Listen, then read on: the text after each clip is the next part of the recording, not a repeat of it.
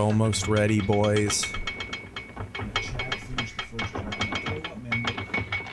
Hey, what you do to my air conditioner? I didn't touch it. I only bought a Konnichiwa because of you. Next time I'm going to Sears.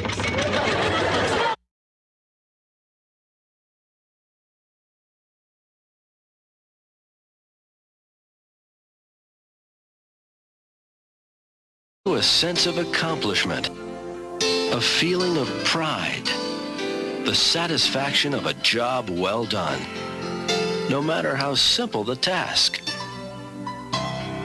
even if you need a little help along the way. That's why there's Home and Garden Television, HGTV, devoted to everything you love about home.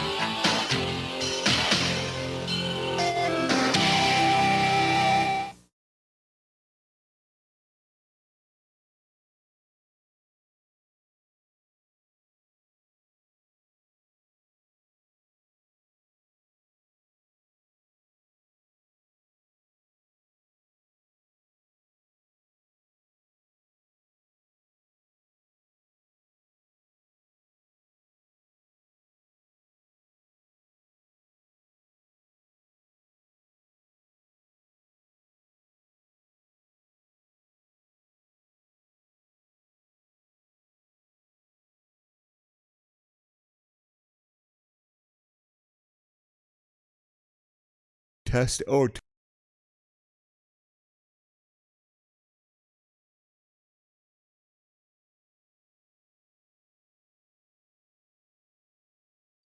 All right, I think we're ready to go, guys. All this week at 8 Eastern, 9 Pacific. 8 Eastern, 9 Pacific. Welcome to the podcast. Let's start it out.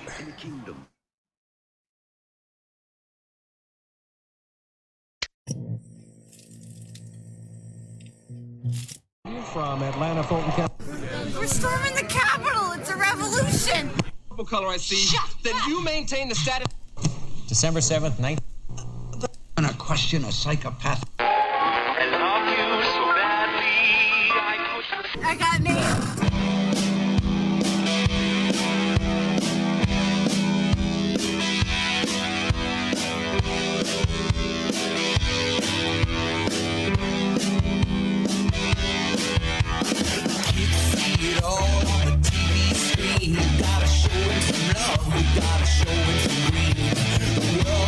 Crazy and it's so obscene. You gotta know where to hide in the big machine.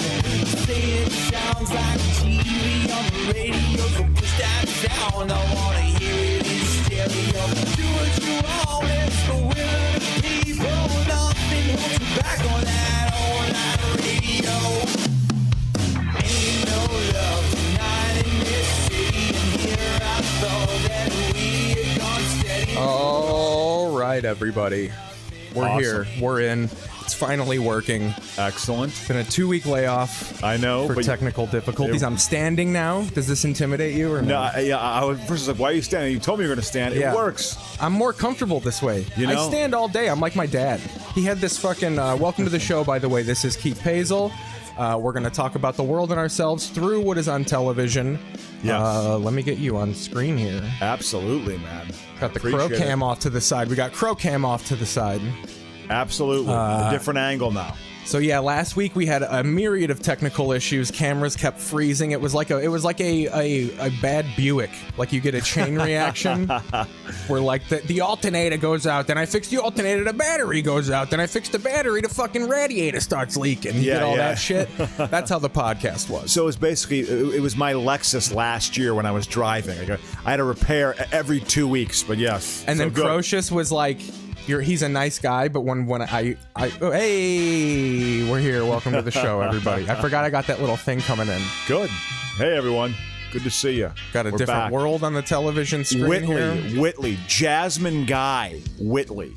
So cute. This was all like very like, I wonder if these people were like, we're all gonna be, this is the black brat pack right here coming up. I mean, this was a spinoff of Cosby. Oh, for sure. It was. And this lasted longer than Lisa Bonet, right? Bonet wasn't on all of. No. Different I World. think Bonet quit. I don't know the full story, but I believe like Carsey Warner, they were huge Huge television production. Huge.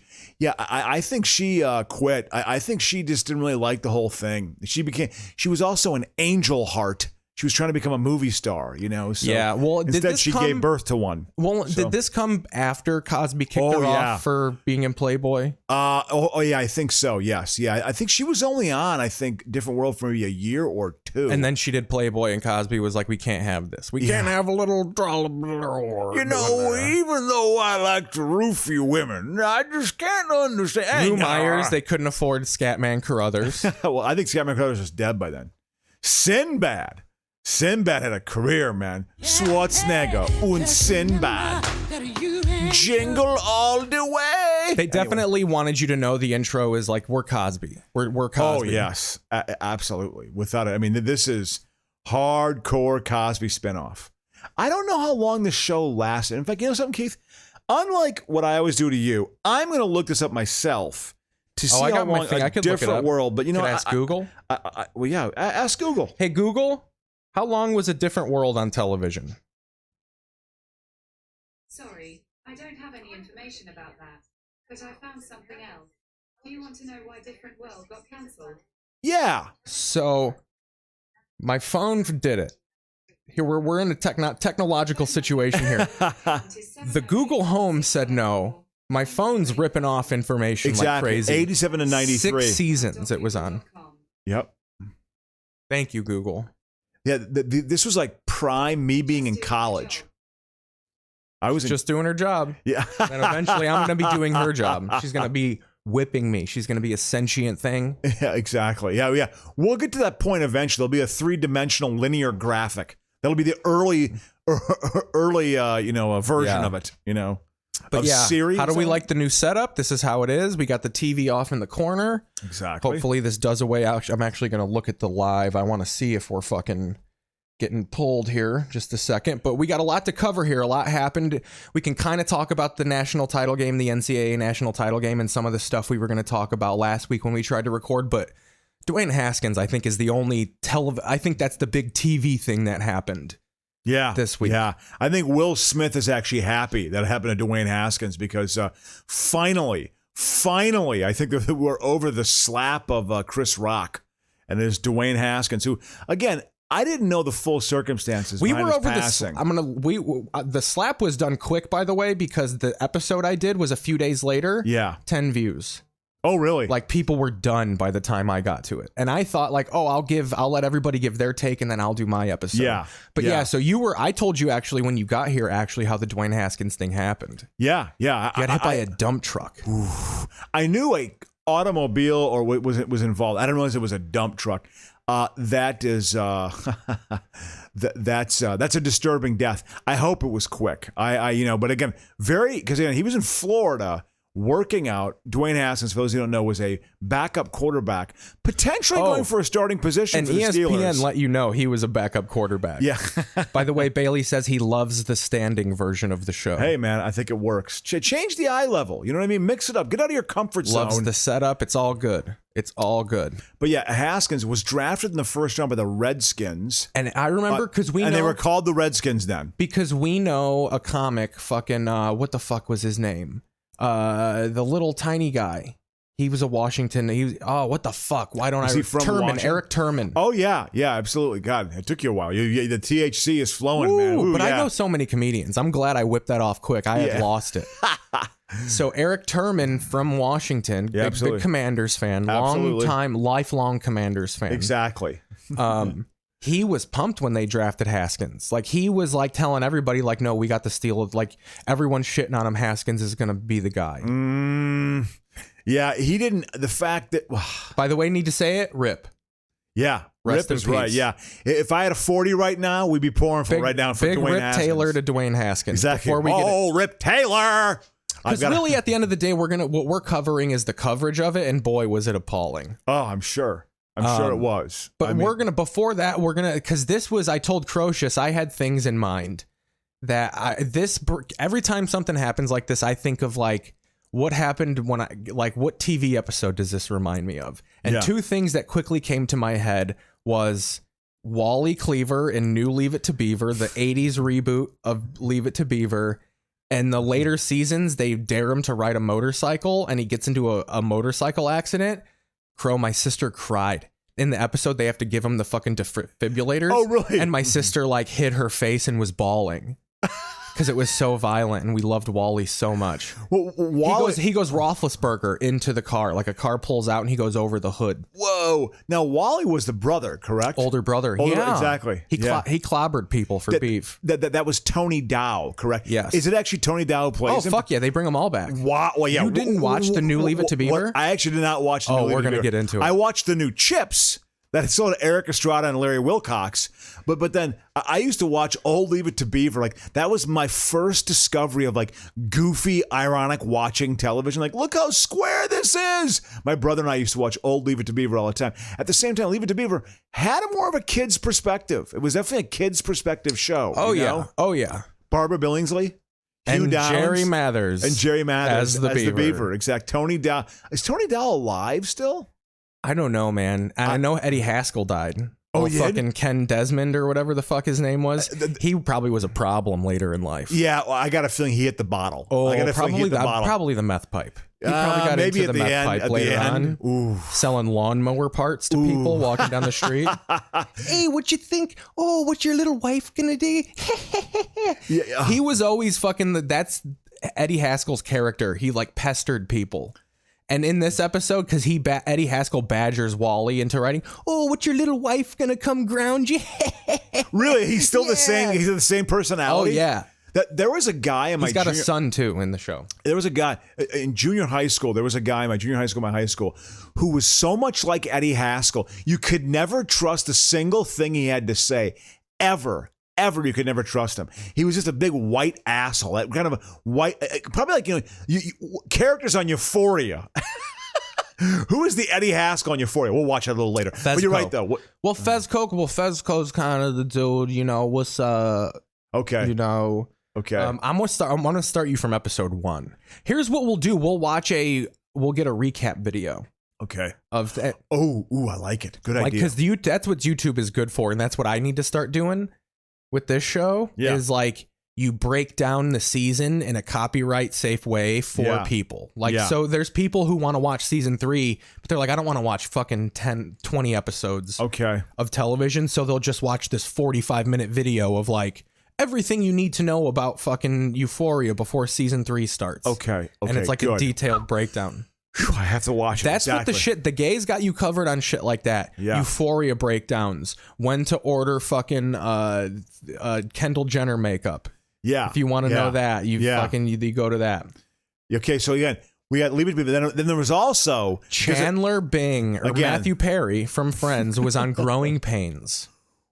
In 1989, this was season 4, episode 12 of Growing Pains. Was he Tracy Gold's character's boyfriend? Yes. Wow. And he's like the new slick college guy, and she's still in high school, and they're all apprehensive, and I know he wants to go partying, and they either don't let her, or she notices he's drunk, but he fucking plows into a tree, and then there's the moment in the hospital. He's in the hospital, and then they walk away, and then Kirk Cameron comes in and makes the announcement, and she fucking breaks down crying. I couldn't get the full episode, but I have the moment. Ooh, we do? Do you want to watch that now? I think we got to open with that now. Because I want to see Kirk Cameron. Does he bring the Bible out and do a quote? Well, no, this is pre-religi Cameron. Oh, I think he was religious from the get-go. Because he was still dating that girl, right? I don't know what is Kirk. There was a time Kirk Cameron was a Tiger Beat heartthrob. He was up there with the two Coreys. He was almost on par with them. I had a friend in high school, his younger sister had a big crush on Kirk Cameron because he was all like kind of wholesome looking and very kind of sweet looking. Oh, and then Alan Thicke, he's been dead for a while. He had a big old Canadian grabber. He had too much Canadian bacon, I think, and had a grabber. So I had a big Canadian grabber. Oh, I wanted to be like... he ate a little bit of too much of the John Candy, if you know what I mean. Oh, I can't. Oh, I wanted to be like Gordie Howe. Oh, I'm not going to be like him. Oh, I'm having a grabber. I don't know. Was that Irish? Was it Scottish? Was it Canadian? I don't know. It was something like that. Trying to find. I thought this is great. I am ecstatic that you have this. Okay, here we go. I remember watching bits of Growing Pains. When I would watch sitcoms in college, I couldn't sit down. I was too bored by them. I just didn't. They didn't grab me. I was out Growing Pains? experiencing. No, when I was in college, because Growing Pains is a sitcom of my collegiate years. I remember watching a little bit. I couldn't watch. You were television too back wrapped then. up in the books, baby. Well, and also just like and getting drunk and burgeoning Badger football. Oh yeah, rotten Badger football. But when they were getting good, how excited were you? Like, this makes college so much better. Like, did it reinvigorate your experience? The pussy tasted sweeter. Yeah, the beer ran richer. No, but his first year, Barry Oliver's his first year, 1990. I was a junior in college, 1990. Only time I got arrested for mooning. I've told the story before. Mooning at a student in the student section. He's got a gun! Exactly. and it was the only game they won that year. They were 1-10, and I was literally like, you can tell they're going to be better. And I actually knew they were going to be better. That's when I first... They lost 47-28. Well, exactly. They scored 28 points, and 20 of them in the fourth quarter. Like, there's little shit to be excited about that. Oh, you latching on. Latching on. Here's a moment when I know, even if you're not winning, if you can answer, when your opponent scores, if you can answer it with points more often than not, you're headed in the right direction. I think that's a good standard. It's the 3 and outs that when you're like, oh God. Yeah. Like when it gets to the third quarter and you're like, we haven't moved the ball at all. Oh yeah. But like, if you're like, oh no, like we're down by 20 points, but like we're almost scoring every time we have the ball. Totally good point. The year before they got him, they lost to Michigan at home, 62-14. The very first play of the game, I think it was Leroy Garbage Horde. time 14. Oh yeah, absolutely. The very first play from Michigan. First off, Wisconsin got the kickoff. First play, 8-yard sack of Tony Lowry, 3 and out. Punt the ball. First play from Michigan, 70-yard touchdown play. The running back, literally, I don't think he even moved. It was just like he got the ball, went straight, everything parted, touchdown. It was like, I mean, they got destroyed in games. Destroyed. They won a road game in the Big Ten against Minnesota at the end of the 91 season, Alvarez's second year. They hadn't won a Big Ten road game since 1985. From 85 to Dennis 91. Green numbers.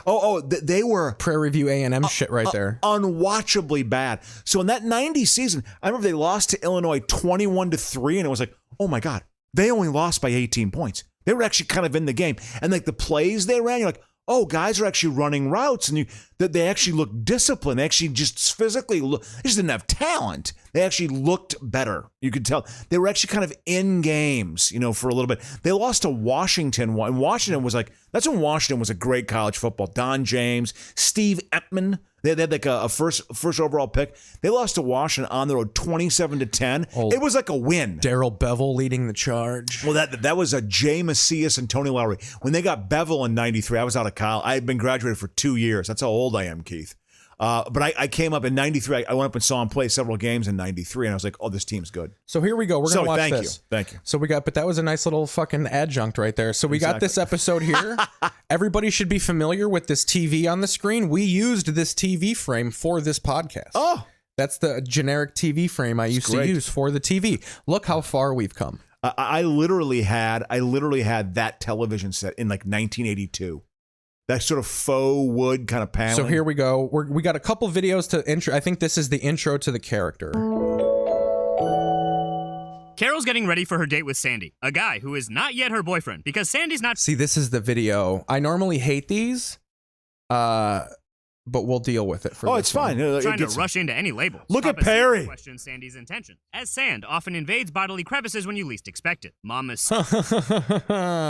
He's gonna rape her. Deaver likes Sandy. Papa remains skeptical, and Papa ain't wrong. All Sandy wants to do is suck porch face. Well, yeah, fucking Tracy Gold was the shit at that time. Absolutely. Did she do any nudity? No. She had a severe eating disorder. Yeah, there was a movie about her. Yeah, major. She looked like Bob Saget's progeria sister or whatever.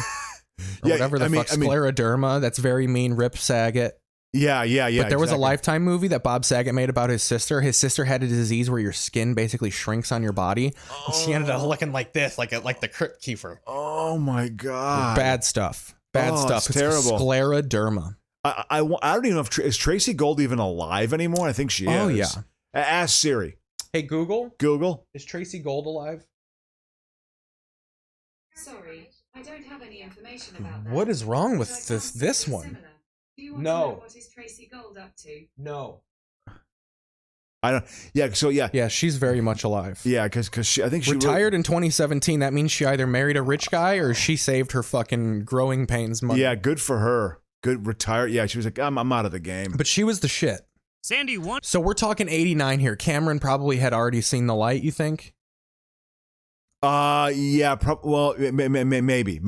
I don't know. Let's see. Carol's heart with a I very think mature dorm party, followed by a romantic dinner for two at a dive bar, the one with the cheap beer and free peanuts. Sandy invites Carol to a Dean's List lunch tomorrow. Carol says being hungover at a nerd fest sounds like a hoot, but she's got a family brunch with Grandma. If I don't show up, I'll be dead. Damn, Carol, that brunch sounds serious. Look at Sandy this. Says By the way, when you look at this lighting and look at the angles and look at the production quality, how is this different from Days of Our Lives?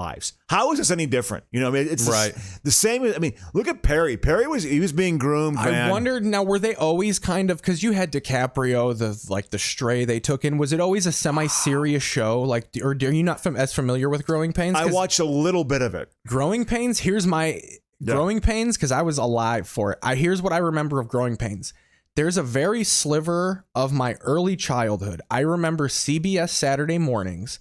I remember my sister waking me up early, like 5:36, and we would make breakfast and we would watch Garfield and Friends, Mr. Bogus.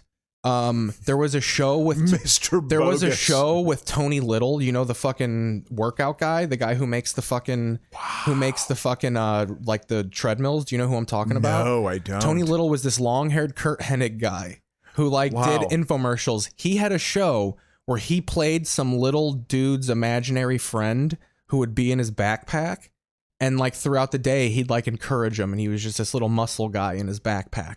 Wow. That show and Pee-wee's Playhouse was on. Wow. And I remember flashes. And then it was 7:30. I remember flashes of doing that. I remember it was definitely after my parents' divorce, but my dad was living alone, so he just wasn't there a lot. He was there, but in his room, he had a new girlfriend. Nursing a hangover, maybe, or just just not getting over my mom. Yeah. Not getting over my mom. Yeah, yeah. So me and my sister were kind of alone. I remember flashes of that. And Growing Pains is very much in those flashes. Interesting. See, when I think of Growing Pains, it definitely, I watched a little bit of it. It was certainly a sitcom, but it was kind of like a dramedy in a sense. They try to have comedic moments but yet serious moments too. A lot of corny laughs. That is correct. This is DiCaprio's very first introduction to I think entertainment. We were doing anything on TV. So I don't remember the characters very well, but I remember Kirk Cameron, because I said before, friend of mine in high school, younger sister, had a big crush on Kirk Cameron, and he was in issues of Tiger Beat. Tiger Beat was that was the skin mag for 10-year-old girls of that era, 12-year-old girls of that era. Let's watch more of this. I want to see him croak. Be nice to have his girlfriend by his side. Oh crap! Carol, horny for commitment, says Grandma can suck waffles. She'll be there. Meanwhile, Ben, a pervert, films his sister's gropathon for blackmail or jacking off. Probably a jackmail combo. That's hilarious. Wow. Yeah. Yeah. See, that's shit that wasn't a problem in the 80s. What? Filming someone if they were... Oh, all that little small stuff. The idea of peeping. I don't know if we talked about it. I watched MASH recently, and I can handle some stuff, and I'm all for free speech. Yeah. And all sorts of offensive nonsense, but the movie MASH is fucking misogynistic. With the whole scene when Hot Lips is in the shower. But that's the end, the cherry on top at the end. The whole movie is about all of the dudes just trying to peep on the nurses. There's always, if you watch it, there's always someone in the back peeping into a tent, or they put the microphone under the bed and listen to him fuck. At the time, that's all hilarious jokes. But rewatching it, you're this movie is brimming with sexual assault. Yeah, yeah. Well, even if I don't disapprove of it, you're just this would be a nightmare. This movie would be a PR nightmare now. Yeah, yeah. There's literally a line where I think it's Sutherland, or the other dude, Elliot Gould. Yeah, Gould. It's weird how he's one of the main characters, and he comes in 40 minutes into the movie. They try and sell you on Tom Skerritt for the first 35 minutes. Yeah, I know, it's bizarre. We're what the fuck is going on here? Yeah, I know. Who the fuck is Tom Skerritt? Yeah, and then he becomes nobody immediately. Yeah, once Gould comes in. Yeah. Yeah, absolutely. But Gould literally, when he says something to Margaret and she freaks out and he goes, "She's a bitch. She's a bitch." Yeah, where really, you're like, really. God damn, and everybody's like, yeah, fucking whore. yeah. Yeah, the whole I've but seen that's akin to this of just like the idea of like, what, you're just a fucking, you're hot, sis. I'm gonna fucking pass these around the fucking hall. Here's what I'm trying to, because I hear what you're saying. I don't dismiss what you're saying. It's a good point, very good point. But everything is filmed now, right? Am I missing something here? Isn't everything is pictures and filming stuff and putting it online, and nothing is sacred anymore, you know? So this idea, I mean, really, isn't nothing sacred, you know? Isn't there sexual shit kind of posted all the time? I think, but like I'll use the same excuse I use when I want people to be adults. Yeah. And stuff. I think there needs to be this understanding of some restraint.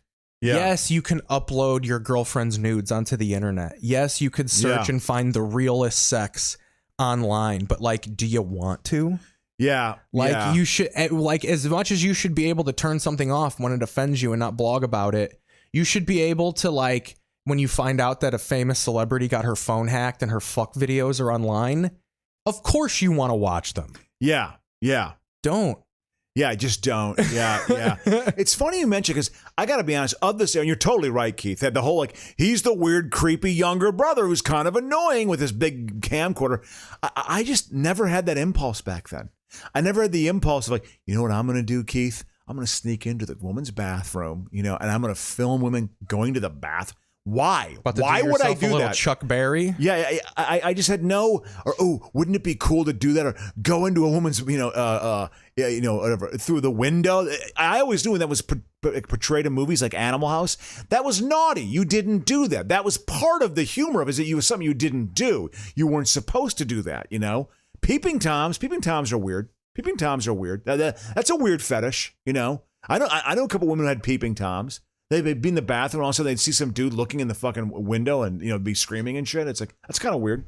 Anyway. Yeah, for sure. So let's go on with this. The brother's a fucking pervert. Carol is busted past curfew, but while she discreetly cloaks her sinner breath, Mama Seaver says she's gonna let this one slide. Cool mama alert. Carol says... So I think we got enough. I'm tired of this nerd's voice. Yeah, exactly.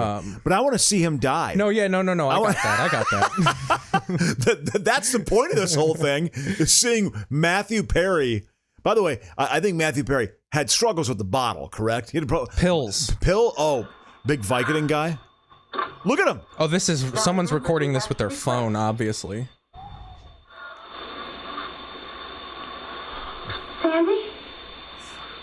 Carol?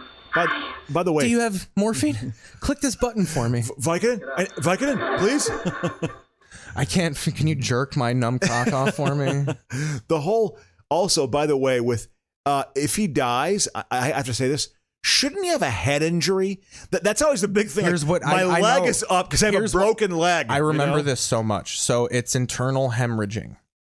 Oh, well. He's got he dies of internal hemorrhaging because Kirk Cameron can't say it because he's the dumb guy. That's where the laugh comes in. Ooh, is like Kirk Cameron comes out and he goes, he had Alan Thicke goes, hemorrhaging. Yeah. And he's just like, yeah. Okay. Yeah, okay. Stupid, dude. Yeah. Wow. Yeah. That means we're 30 minutes in. I got to fix the camera. Okay. That's cool. That's good. No problem. It's all good. So she doesn't look like Tracy Gold there. I keep forgetting I got to set a timer. I got to set a little timer here. It's cool, man. So yeah. Okay. So here. Oh yeah. Here we go. Matthew Perry. I'll be when my dad gets here. Sandy, I am so sorry this happened to you. Carol, don't worry. I'm going to be okay. My car, on the other hand, that's who you should worry about. What happened last night? Well, this big tree ran right out in front of me. Finding humor in death. I do kind of applaud the effort with that. Yeah. They're cheap jokes. Yeah. I feel like in that scenario, you should make them a little more sinister. Like he should be making "I'm gonna die" jokes. Oh yeah, instead Grim of the, like, yeah. I just ran out of luck last night. Are you kidding? I mean, when you think of what could have happened, you were really lucky. Ooh. And so you lost a car. That's not good acting. Am I wrong? No, yeah. When you terrible. think about what happened, That's not good. It's like, ooh, man. Ooh. I honestly, this is still 5 times better than I could ever act. I am not an actor. I cannot act. You know, I'm a terrible actor. You know? I think you just you need the right role, Crow. Yeah, who knows? This wouldn't be. And driving. Carol, we have talked about this. Mom! What's her name again? Who's Tracy Gold? No. The mother. The mother. Tracy Gold is like 4'3". Yeah, who's the mom again? It's not Jill Eikenberry. It's not Judith Guest. It's not Judith Light. Is it Judith Guest? Let's see. Yeah, who's the mother again? Who's the mom in Growing Pains? According to People, Joanna Kearns, now 68, led the TV family as reporter mom Maggie Seaver. Wow. Seaver was the 80s, back when journalism was respected. Oh, absolutely. Oh, yeah. It was like, whoa, man. All the president's men, like Woodward and Bernstein, were deemed like respectable people, not just complete Even whore I fest. like that Jew. Yeah. So, yeah, here's... I thought you had more sense to get into a car with a guy like that. I do. Well, it doesn't sound like that to me. You see? Well, Dad, you don't have to get mad. I mean, we know it was wrong. We've learned our lesson. Sandy's got a second chance now, and he's never going to do it again. But Second chance? I'm never going to do it again either. Yeah, she was always crying. What I recall, there was always a cry thing with her. She was always crying. We were just doing butt funnels, Dad. What's a butt funnel? It's when you stick a beer bong in your anus and you pour foam into it. There you go. It goes straight into the liver, Dad, and we're never going to do it again. God, it's Stevie Nicks style. Yeah, but yeah. Some Grace Slick shit right there. Ow. Again, I am not into ass play. I just don't get it. I don't get it sexually. We're talking about I don't anal get it shots drug-wise. here. Yeah. I don't get just. It serves basically one purpose for me. I'm the sorry. White Queen dumps beer in your asshole. So yeah. Butt chuck in the dorm of man. I want to see Cameron. I want to see Cameron come in here. Carol, look. Look at that sport coat, man. Carol, look at the cut of that sport coat. Carol, we got a spanker. Yeah. We got to do something. I love you so much. I can't believe you're showing compassion in this moment, Carol. Thick looks okay, though. Little did you know he's going to have a Canadian grabber. Yeah, dude. He candied. Flying in there. Absolutely. See, they always had a moment like this. What if he tried to make out with her right there? That'd be horrible, horrible tongue. Look at him go into it. Look how he grabs the back of her head. Doesn't it look like he's trying to fucking go in? Just get out of here, Joanna. Dad, I haven't look at that palm, dude. Eaten in 3 days, Dad.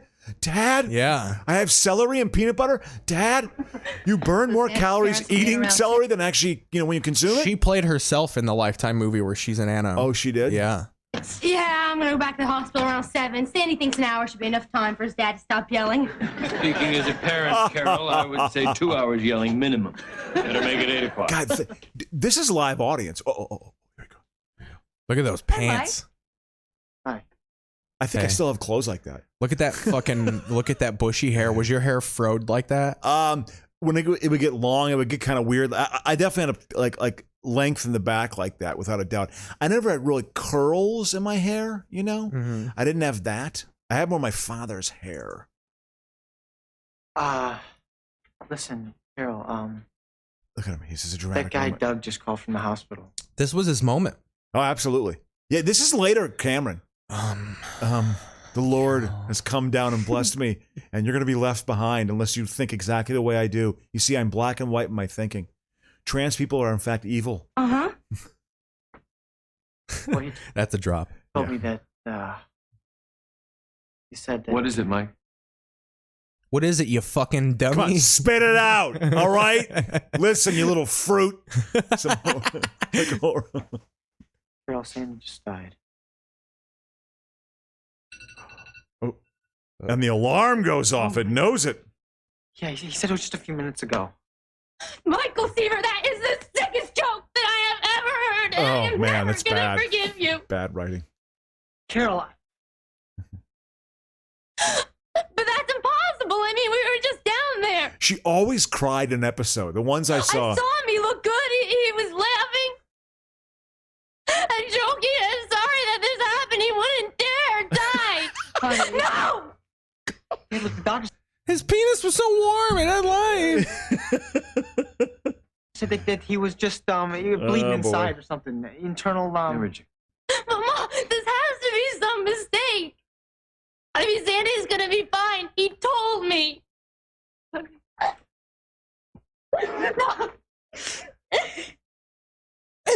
I know. She's trying. She's putting her back in. I could never cry. I cried like that when my dad's cat died. Really? Thought it was my fault. Isn't fair. Well, you know when I cried. He's gonna be on Friends. He's gonna literally make $20 million a year in reruns. Oh, no. He forced me to snort pills off his boner. I cried like that. Here's when I cried. Is anyone gonna tackle him? I hate Walter Payton. I hate him. That was me crying. I imagine a young Crocious like this. Like throwing your arms down. No, and it was a lot of stomping, like getting up and stomping around, like just no, I hate Walter Payton. I hate him. I hate Walter Payton. Like my voice got that. There was never. I wish we had Walter Payton. No, I literally like when they would play the Bears back because. Literally, the Bears were only him. It was only him was the team. Bob Avellini did not scare me. Brian Bashnagel did not scare me. Walter Payton, you feared, and because he had to get because the Vikings were the best team in the division, so he had to get up for that game. Beyond his 275 game, Keith, he had games he had 150, 160. He always had two touchdowns against the Vikings, minimum 2 touchdowns. He honestly was the tail end. They weren't eating people at that point. Well, when they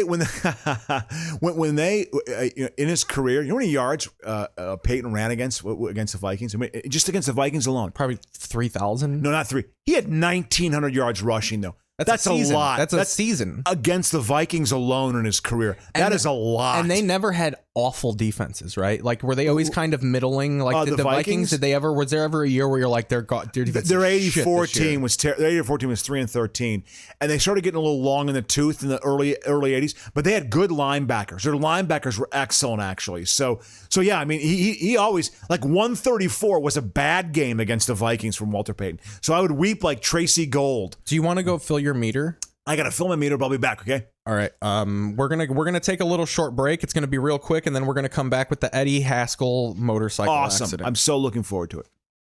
It's gonna be great, actually. I'm really looking. That's gonna be fucking amazing. Take some commercials here. We got commercials. We're gonna do it, guys. I'm not going to break just yet until we got this on.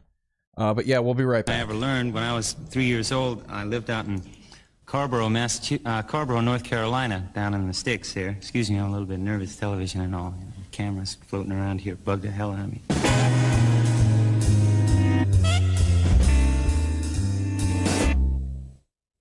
Archives is sponsored by Honda. Vehicles designed to help simplify your life.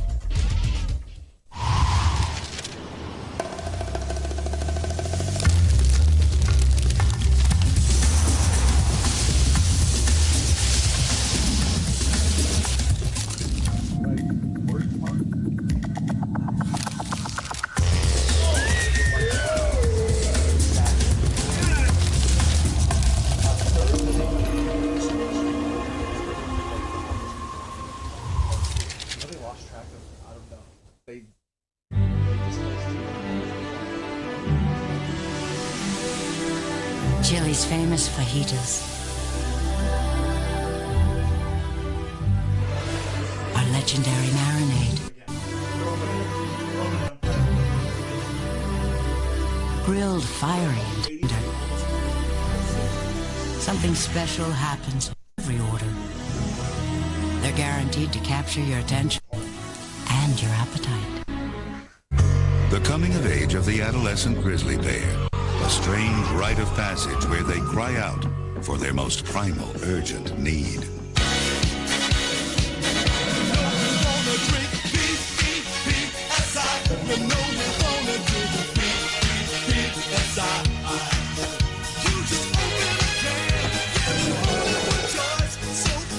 Heaven help us if they ever learn the Macarena. Pepsi, Generation Next. You have great hair. You just don't know it yet. Salon Selectives helps you discover what's been there all along. Valerie found her curls could stay curly with moisturizing conditioner plus perfect curl spray. Siobhan discovered her hair really is full of life with extra body shampoo plus sheer conditioner.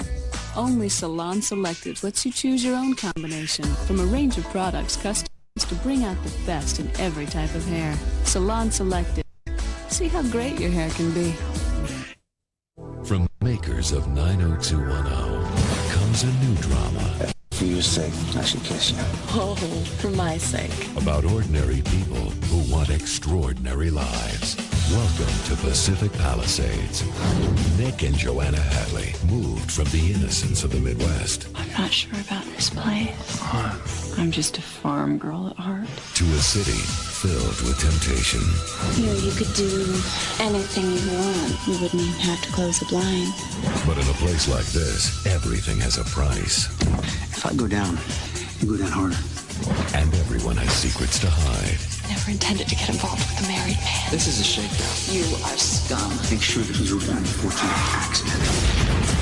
Oh my God. I'd be happy to show you a few things. What exactly could you show me? From 90210, you can move right in to Pacific Palisades. Series premiere next week on Fox.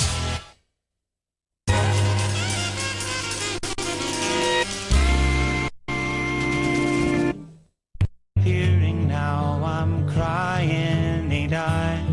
Said I'm gone to Carolina.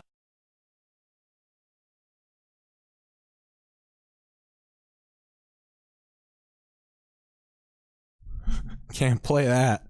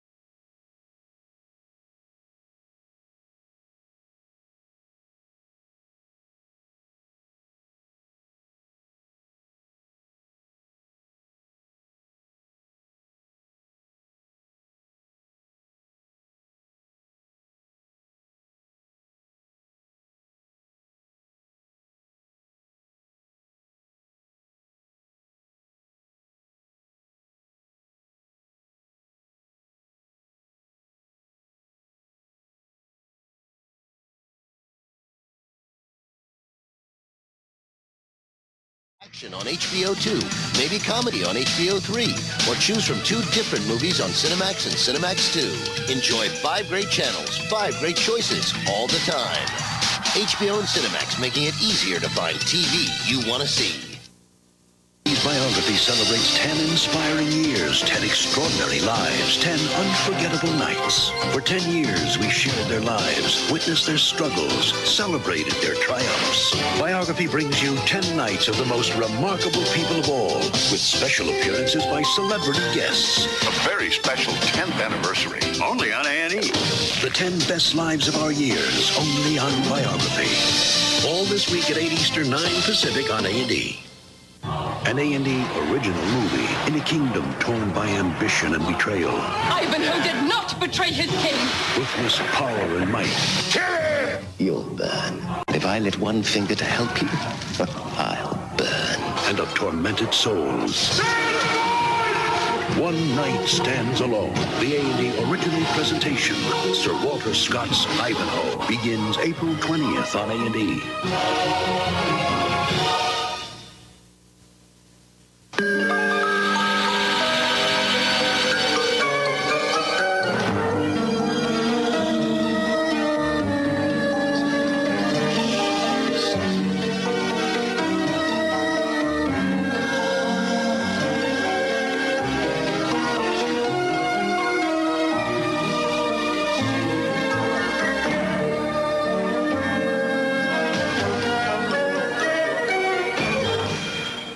Previously seen on Cracker. Brotherly Love will continue in a moment here on A&E. Wine's wines this good must be guarded with care. That's why Franzia comes to you in an airtight pouch that protects the fresh taste to the very last glass. Maybe that's why it's America's best-selling wine. Zeke's a mighty dog. Pound for pound, she uses more energy than most dogs twice her size. That's why Mighty Dog Prime Cuts has the perfect balance of nutrients for her special energy needs. Prime Cuts from Mighty Dog.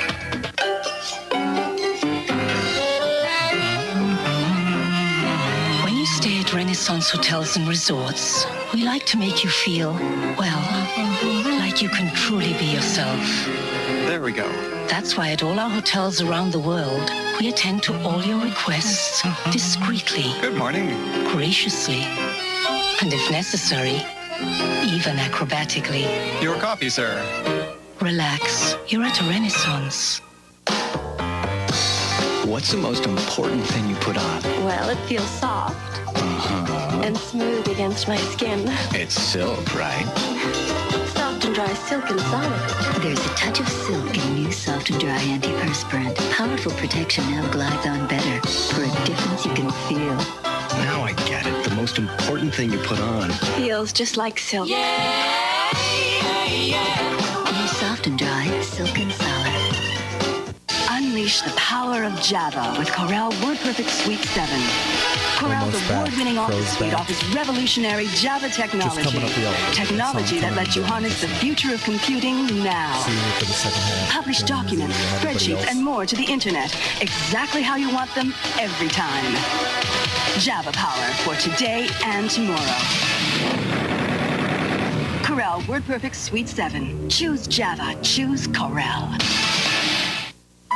Is what you drive a reflection of who you are? Or is who you are a reflection of what you drive? The answer, of course, depends on what you drive. And right now, for a limited time, you can lease the 1997 Aurora by Oldsmobile for just $399 a month. A proposition worth reflecting on. Aurora by Oldsmobile. We now return to Cracker, Brotherly Love, starring Robbie Coltrane.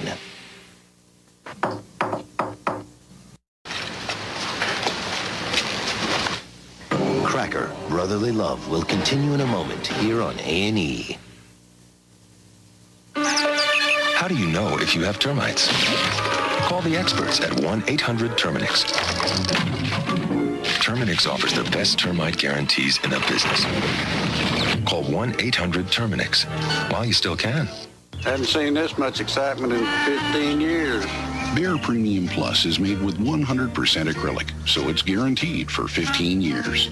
Like putting a plastic shell on your house. Behr Premium Plus, the premium paint with a Home Depot price.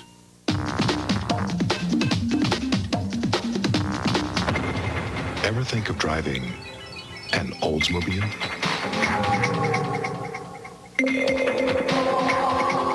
You will. The all-new Cutlass. Redesigned. Re-engineered. Totally rethought. Buying 100% Colombian coffee can be tricky if you don't know what to look for. Because some coffee is only part Colombian. And some coffee isn't any part Colombian. So how can you be sure you're getting the richest coffee in the world? Always look for Juan Valdez. He'll only be on brands that are 100% Colombian coffee. The richest coffee in the world. I was beaten to the point of death. The A&D original presentation, Ivanhoe, begins April 20th on A&D. Prime Cinema always delivers an entertaining schedule of hot new movie releases and exciting special events. And now it's getting even better. Take a look. You'll find more channels, more choices, and a new lineup that puts all your Prime Cinema channels in a row, starting at channel 122. Nice and neat, just the way I like it. Prime Cinema always gives you the best seat in the house. Enjoy the excitement without the hassle. You asked for it and we delivered. More channels, more choices, more convenient. Prime Cinema, it's getting better all the time.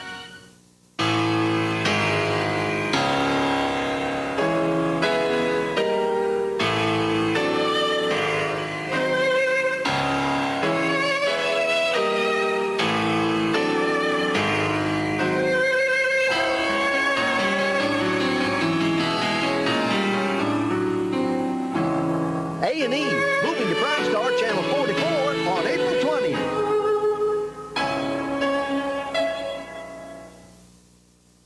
20th. We now return to Cracker, Brotherly Love.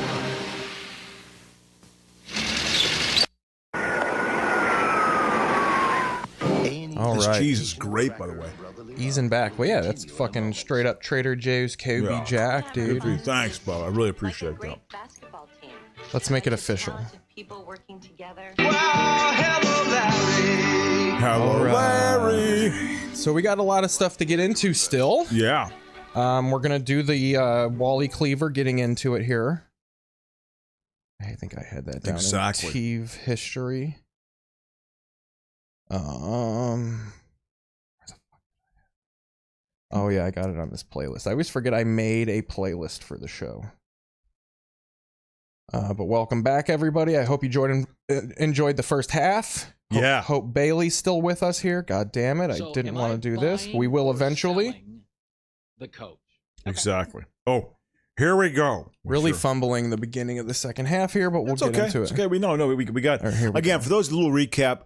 Dwayne Haskins passed, former quarterback of the Pittsburgh Steelers and the Washington Commanders, as they're called now. And Dwayne Haskins as the Beaver. Exactly. And so that has inspired us to go through death-themed shows. And death of athletes. I forgot about the Jerome Brown. Oh, yeah, absolutely. Was he like a Hall of Fame level player? Oh, I think if he would have survived, boy, him and Reggie White, they were going to have another 4 or 5 or 6 great years. In fact, if he doesn't get killed, maybe Reggie White doesn't go to the Green Bay Packers.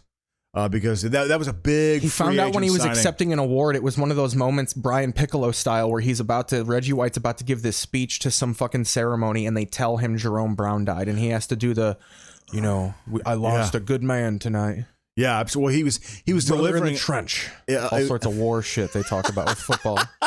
Exactly. Warriors going to war together. It's just football. You want to? I always love that about you. They compare it to football. You want to know what's like war? War is like war. Football is not. Football is like football. War is like war. So yeah. Well, I think he was going to deliver a sermon at at Veterans Stadium because he was religious, and that was it's pre-interwebs. So he literally found the news out like hours and hours later. Yeah. It's snail mailed to him. It probably. I just received a mimeograph informing me. Yeah, no, what a way exactly. No, it was a fax. I just got a Xerox. A Xerox. Xerox. The Pony Express and Carrier Pigeon. All right. So here we go. So this was we were talking about it off air. This was a tragic afternoon for me and my sister. We watched a lot of PBS and WCIU as kids. I had PM kindergarten, so all the morning TV was mine to watch. Interesting. So I'd watch Hawaii Five-0, Rockford Files, fucking, and then this came on WCIU as well, and then also like Barney and shit. This coincided with a summer where every day of the summer there was a tornado warning. It was just that muggy and stormy. What year was that? Was that 93? Yeah, that was 93, wasn't it? Yes, you want that? Oh man, I remember. I lived in Chicago. I was in Wicker Park when it was true Wicker Park. I had the mugging to prove it. 1993, living on Damon. Real world Wicker Park. Oh, absolutely. This is 1993. MTV changed that neighborhood. Well, it was certainly, you could tell it was already happening at that time. But I mean, people were still pushing on shopping carts. This is when the Busy Bee, that famous diner, that was the diner that Hillary Clinton made her comment, I could have stayed at home baking cookies all day. Yeah. That was literally the beginning of like the right being like, we know how to attack this woman. She's against traditional families. She's a bitch. Oh, so it happened in Wicker Park. So 1993, that summer, balls. It rained every fucking day. Every day it rained. I know because my roommate at the time was a guy, Bobby J. Lingle, who was in the Army Reserve. And he had to go to the Mississippi. The Mississippi overflowed and flooded so bad. He's like, I'm going to be gone for a week. He was gone for 6 weeks. he had to go like with armed, with weaponry, like the Kevin Costner movie. Yeah, absolutely. Of like, and put sandbags out. I mean, it was like an ordeal. Oh, dude, Riverside in Chicago. That's like the Riverside is Riverside. It's not like out here where there's no water. Yeah, like Riverside, California, there's no river. Yeah, exactly. It's for them to be beside. Riverside, Illinois, that's along the mighty Mississippi. Oh yeah, Daddy, or channels of it. Yeah, absolutely. No, I remember that summer. Absolutely, remember that. Oh, summer it was. well. I was terrified, dude. Every episode of television, and you're reading the tornado warnings, and it would be not a fucking cloud in the sky. Yeah. That crap that forms in a hurry, though, man. Someone was like, I mean, this isn't 93, but there was this is quick funny. Then we'll get into this. Yeah. Why am I worried? We have all the time. Exactly. Have fun. I do have to watch the timer though because I think we're close. Hello, Larry. Portland is a long way 3 from minutes LA. from having to fucking change the fucking camera. That's okay. No, I want to make sure I got it on. Sure. So yeah. Quick story. Tornado. So it's fucking one of the most immaculate days in the summer. This is height of Days of Our Lives. Marlene is possessed by the devil. So we're talking 96, 95, that era. Yeah. Because I remember being home watching that. And then my grandma's like, we're going to the grocery store. So I was like, okay, I like going to the grocery store. Yeah. We get to the grocery store and there had been tornado watches that day. But I'm like, it's fucking beautiful out, whatever. It's probably like, because a watch means the chances are low. I'm like, yeah, it's fucking 102 degrees out. The chances are The warning likely. is the... That means that a warning means they have seen a tornado. Exactly. Watch is actually not as bad. Watch means the conditions are favorable. Ripe. Yep. But there hasn't been a tornado formed yet, so that's always a good thing. People out here don't know that. So we go to Sturks, which was our grocery store. Sturks. I gotta go over to Sturks. I think they got some throat lozenges there. I got a really bad sore throat. So Andy wants to know. Andy Cruz is here. Why am I standing? I'm just more comfortable this way. Exactly. I think it works. So I'm a fan of it. You can see the gut. I'm gonna work it off. I want to be honest with it. You got it. It's happening. Yeah, I'll tell you what, though. It's not as bad as when you were in the Mexican assassin look that you had 10 years ago or 12 years ago. I was good 300. Yeah. So we go to Sturks and we go in. It's beautiful. I come out. It is black and fucking dreary. And we're driving home and I see a funnel cloud, Daddy. And then so I start freaking out because at that time, I remember that was the era where I would watch the Weather Channel all day. Yeah. And just any storm that was near the state of Illinois, I'd work myself into a frenzy that it was going to change nature and fucking just go off. One night there was a tornado warning in Georgia and I almost had a panic attack that it was going to come north. 1,000 miles north was going to make it. So exactly. Yeah. I hated such a severe little kid storms. thought process. So on the way home, yeah. So we get to my grandma's house. It's terrible. She has a police scanner. The scanner's even saying like there was a tornado spotted on the ground. You should get in your basement. So we go into the basement. Also, I've heard that when the rain starts going sideways, that's bad. Yes. So I look out our window and the rain is hitting vertically on the window. Oh, and I quoted an episode. horizontally. Yeah. And I quoted an episode of Happy Days. There's an episode of Happy Days where fucking there tornadoes hitting. Yes. And Ralph Mouth goes, tornado time. I said that. At my young age. So I make my grandparents go downstairs. My grandpa fought in World War II. He's not about this. Yeah. He wants to stay upstairs. Fucking. Who cares? Yeah. The Japs dropped bombs on me when I was in Guadalcanal. The Cubs are on rain delay. He doesn't care. Yeah. He wants them to start this. Was this the Rich Wilkins, the Wilkie era of the Cubs? This is like young Sosa, like pre-steroid Sosa, maybe? This is like probably the last year of Sandberg when he retired and then came back. I think it's the year he came back. Yeah, it's like 96, right? Yeah, exactly. Yeah, exactly. Because he retired for a season and then came back for like a swan song. Yeah. And then he finally retired and they made the playoffs. So he was a fucking anchor at that point, keeping everybody down. So, but I remember we brought the scanner down and I remember plugging it in and touching the prong as I plugged it in and shocked myself, changing the camera. Okay.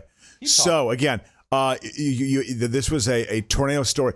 So you got in the basement, I assume. Oh, we all did. I made everybody do it. But then it did bluster around. I think there was a loose fucking tornado in the area, but it ultimately was nothing. We went back upstairs within 3.5 minutes. And then it was sunny again. Really? Yeah, but I remember that day of like, it was that quick. Like it changed within 10 minutes. We were not in the store long. Well, did you remember the summer of 95, the record-breaking heat wave summer? Oh, yeah. Yeah. So you were a kid, but you were probably 8 years old. 95 is my prime, Daddy. Yeah. Eric Kramer, Jordan retired. You know, he blew his face off like Richard Jeni and survived. Eric Kramer did? Yeah. Oh. He recently, because they announced he had like a health scare. It just recently came out this year. He's doing press about it. He wrote a book. He blew because his son overdosed on heroin in the early 2000s. Oh, so he was just devastated by that? And he, in like 2018, tried to blow his head off and survived. Oh. And had to regain, he had to relearn everything. So he just learned how to talk again. That's why he's finally like, and he's like, kind of sounds like he's drunk now. A little bit, because you can tell he's got neurological shit because he put a fucking bullet in his head. Put the eternal fucking the eternal hammer to his head. Yeah, exactly. So, exactly. Kudos to Kramer for fucking pulling it out. So again, death motif, bringing it back full circle. So this is the tornado heat era of Chicago. Yes. That era is me watching this episode. This is the new Leave It to Beaver. Wow. This is like Leave It to Beaver, but they all have kids. So it's about their kids and them being parents. I give you credit, Keith. You got good deep cuts. I mean, dude, my whole life is deep cuts. I mean, Leave It to Beaver that was of my era. I said this before. It's when I first discovered kind of ironic watching television. I caught a good era of reboots. There was WKRP in Cincinnati, the new one, new WKRP. Wow. This. There was a couple of other like was Howard Hessman on the reboot? Oh yeah, he knew his bread. His bread was buttered with that. So here we go. This is an episode where Wally, who plays Beaver's older brother. For people who don't know, Leave It to Beaver is a show from the 50s that is basically quintessential America. Ward Cleaver works at an undisclosed factory where he makes enough money to support his entire white family. Wally's, the way it used to be. Oh, I'm looking at the camera there now, I guess. Yeah. Wally's got that's like Letterman jacket, fucking all archetype friends. You got the little fat Larry Mondello friend who always talks like this. Hey, Beaver, can we just sit and eat chocolates all day? Yeah. And Beaver's just so, gee, I don't know, Larry. Well, I don't know. Let's go fuck with Wally a little bit. Yeah. And then Eddie's always, it's just that type of like suburban sitcom. Oh, absolutely. So they bring it back in the late 80s with Beaver as the parents, and like they all got kids. So here we go. Now I want you don't have to know. I want anything you see, like all these characters, this is exactly how they are in the 50s show. They don't change they haven't grown. None of them have grown. Like look at that car. This is 1980 fucking 9. What an odd choice. Give us the money, Owen. Yeah. So is Beaver still a virgin? So the audio's bad. I can't find a lot of it, but I'll try and get it. No, Beaver's got 2 kids. Oh wow. One Kip, and they're taller than him. They're big. So Beaver left it in. Oh, he left it in, and they were mighty. Yeah, the kid's 6'2". Wow. Okay. Poor Mighty Mike hasn't even regained consciousness yet. That's fucking Eddie Haskell. Yeah. Is extracting your pound of flesh. Just get the money, will you? You guys disgust me. So Eddie wants him to go out and do like fucking, I think it's the motor. I don't know if he just wants him to go take the car out. Let's go gamble and everything. Okay. Eddie's a loose cannon. Eddie's the character on the show where he would always get into mischief, and then when the mom would catch him, oh, hello, Mrs. Cleaver. Oh, I know, yeah, absolutely. I'll go call my mother right now, Mrs. I'll never Cleaver. forget. And then she turns around and he does like hump motions behind her to Wally and shit like that. He's the Stifler of his time. In my junior high school, John Davis, who has a searing impression on my mind, total bully, the most snarky, sarcastic human being I think I've ever met in my entire life. And I've met a lot of assholes. And he was nicknamed Eddie Haskell because I remember he was selling me, I bought a bike actually from him. It was a decent bike. I bought it. And my mom came out to sort of like consummate the transaction. That's probably not the best word to use. But to basically give him his money. And he literally would be like, oh, hello, Mrs. Croce. Oh, his voice changed 180 when she was around. It was like, he was literally like Eddie Haskell. It was bizarre. He was an asshole. So that guy was an asshole. Since the audio's bad, what I'm going to do is we're going to do the dialogue for them. So they're at the gas station and Eddie's just like, what? Let's just go by one hooker. Come on. You leave it in. Look, Beaver's stuff is strong. He won't jack in her. Let your brother and I pan her with our hoses. Let's see this here. Yeah. Bike is looking exceptionally lovely today. Oh, that's... After spark plugs and even stitched up the tear in the seat. I was just telling you. Look at Eddie Haskell. Our toe-headed lad is turning into a fine young man. What does toe-headed mean? I think just fat head. Like you're dumb, you're a dumb tard. Okay. Came from my sack. Kid thinks he's smart. Is that his kid? Yeah, he's gonna be a bookie one day. Oh, yeah, exactly. Oh. $30. You know, that's what I love about you. You didn't allow Mighty Mike's 18-inch reach disadvantage to discourage you from going with your instincts. Look at Wally. Wally's right there. So let me point this out because it's a little blurry. I want to do some pointing here. Yeah, Wally's got totally like gray hair. So that's Wally. I like he looks like a hitman for the mafia. Is that like, Larry Mondello with his right there? Yeah, absolutely. Hey, wow. Which would you rather have? 10 measly bucks? Or some of the wildest thrills imaginable? How many times do I have to tell you, Eddie? I'm not interested in your wife. That makes... Oh, they literally sound the same. And they did a "I want to bang your wife" joke. So I think the crux of this here is they're gonna pay Wally like $30 to ride this motorcycle down the street. See how the kid does it. So the guy with the is Beaver here? Beaver's there, yeah. Oh, is Beaver on the far right? That's Beaver right there. Yeah. Kind of looking like Billy Joel. Is that Larry Mondello with the beard? I don't know. I don't know if they got... Larry probably died of a heart attack when he was fucking 15. Yeah. Take it for a spin. I think he was doing drugs with Buffy from Family Affair. Think about it. God, this was being a kid star in the 50s and 60s, you were not prepared for what life was going to be like. Yeah. Tramps like us. Baby. So now Beaver comes in to be the voice of reason. Because now, mind you, Wally's never driven a motorcycle. Born to run. I couldn't take the bike, Eddie. Mariana'd kill me. You look talking about his wife, right? Give us. I think he owns that garage too. I gotta familiarize myself with the show. Break, Wally. You haven't been on a bike since the day you saw Easy Rider. You're kidding. That was Beaver. Wow, yeah, that's a reference. There we go. See, they went through the 60s. They had their thing in the 60s. They're now aging boomers. Rewatching this, Beaver has no emotions in his acting. Yeah. You haven't been on a motor since you've seen Easy Rider. Just line. That's all it is. Well, because that was when he was a kid. He was always the timid, like, well, gee. Yeah. I don't know what to do. Yeah. In any situation. You were supposed to project into him. Although I remember the later episodes of Leave It to Beaver, they all hit puberty. Like they were like 16, 17. Oh, yeah, he haven't. Hey, gee, Wally. Yeah, like 63. I remember episodes where Beav goes out for the football team and shit like that. Yeah. They had a pet monkey in one episode that got sick. Yeah. They had a monkey. They were feeding it bananas and stuff. We call that the Gazoo era of a TV show. Yeah, okay. Or the Oliver from Brady Bunch. You know, get a kid on here. Always a little sidekick to prop on the main character's shoulder. Since you felt that surge of power, the thrill of the open road. Don't you want to fuck your wife, right? So here's what we do, Walt. Look, I tell you what, he looks pretty hip. When you're having sex with your old lady, you blindfold her, I'll come in through the window, and you make the noises, and I'll do the motions. Yeah, but if you're afraid that the little woman's gonna... Call it the suburban. Look at it. He's still an asshole. I understand. You want to cook out to your little poor wife. So we know this. Let's get to the scene where he gets in the accident. Oh, this is it. Oh, this is it. He fires it up. He doesn't ride this motorcycle for 10 seconds.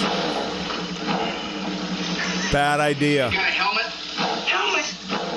What are you, a fag? Helmet? Exactly. Seatbelt? Don't wear that. COVID, it's not real. I got guts.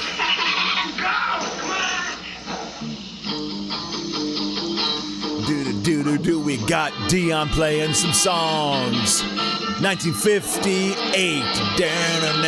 It's the same set as Back to the Future. Yeah. Watch this.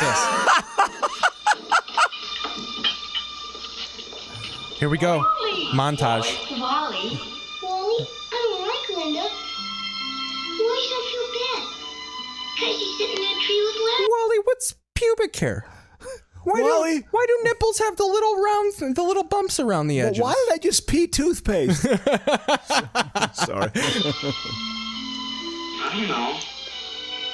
I don't like Mary Ellen Rogers either, but I feel kind of bad when I see her talking to some of the other guys in school.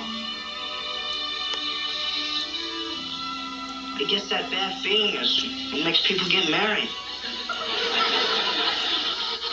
Search me, Wally. What are you dreaming? I don't dream in black and white. Oh, is it? This is. It's a Wonderful Life, Ingham. God. Wow. I want to see if they fucking go and okay, yeah, here we go. I'm gonna go back. Oh my God.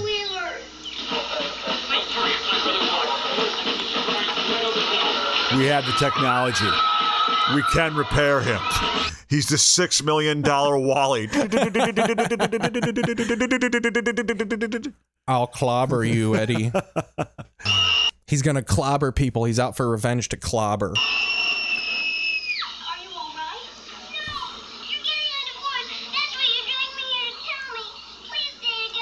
Oh, yeah, we're getting a divorce because we produced you. That's the reason why we're getting divorced, because you are an annoying child. What if you just blamed your kids? Look at this. Look at this. This is bizarre. So that's that. Wow. That was good, Keith. I'm serious, Keith. That was good. Yeah, so I was impressed. That. Absolutely. So Dwayne Haskins passing. Do you want to watch the couple? This is how ESPN covered it. This was a big source of controversy. Of controversy. Just a couple minutes of this. Here's what I think is funny is I think this is when ESPN realized, like, oh man, we don't treat backup players like human beings. Because a lot of this is them asking people like, give us any sort of thing about their personal life you can tell us. Did they exchange gifts ever in the locker room? What did he mean personally to his players? Because we've been shitting on his play for the last 3 years. Because he has more interceptions than touchdowns. I even think we have some people here who might have called him pathetic at some point. I'm sure Stephen A. Smith hasn't been nice to Dwayne Haskins. This brother's a failure.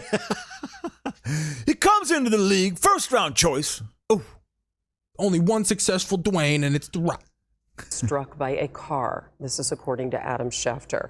The 24-year-old Adam Schefter, whose tweet was washout of Washington and Ohio State. Like he referenced him as a washout. Dwayne Haskins. Are you serious? Yeah, Dwayne Haskins, who washed out in this thing, was killed today. Everyone was like, "What the fuck?" Well, yeah, that you got to be a little bit more wise about your choice. Well, of it's words. all about your play on the field, Crow. I know. Never mind what you are as a human being, because you know something. All of us, with all of our, how many times have you been a professional athlete, Keith? None. Yeah, and neither have I. And I'm 52 years old. That ship sailed a while ago. It's not going to happen. in 2019, after he started Ohio State with a Big Ten record. They struggle to even pull up stats because they're just like, we didn't prepare for this. We thought he was going to live as a failing quarterback forever. I mean, there's some graphics guy. I got to figure something out. We thought he had a very mediocre life ahead of him. We didn't know. Because, he got drafted. We didn't know that we were going to have to treat him like a human being at some point. So we didn't even worry about Dwayne Haskins. What I remember about him, if I'm not mistaken, I could be wrong.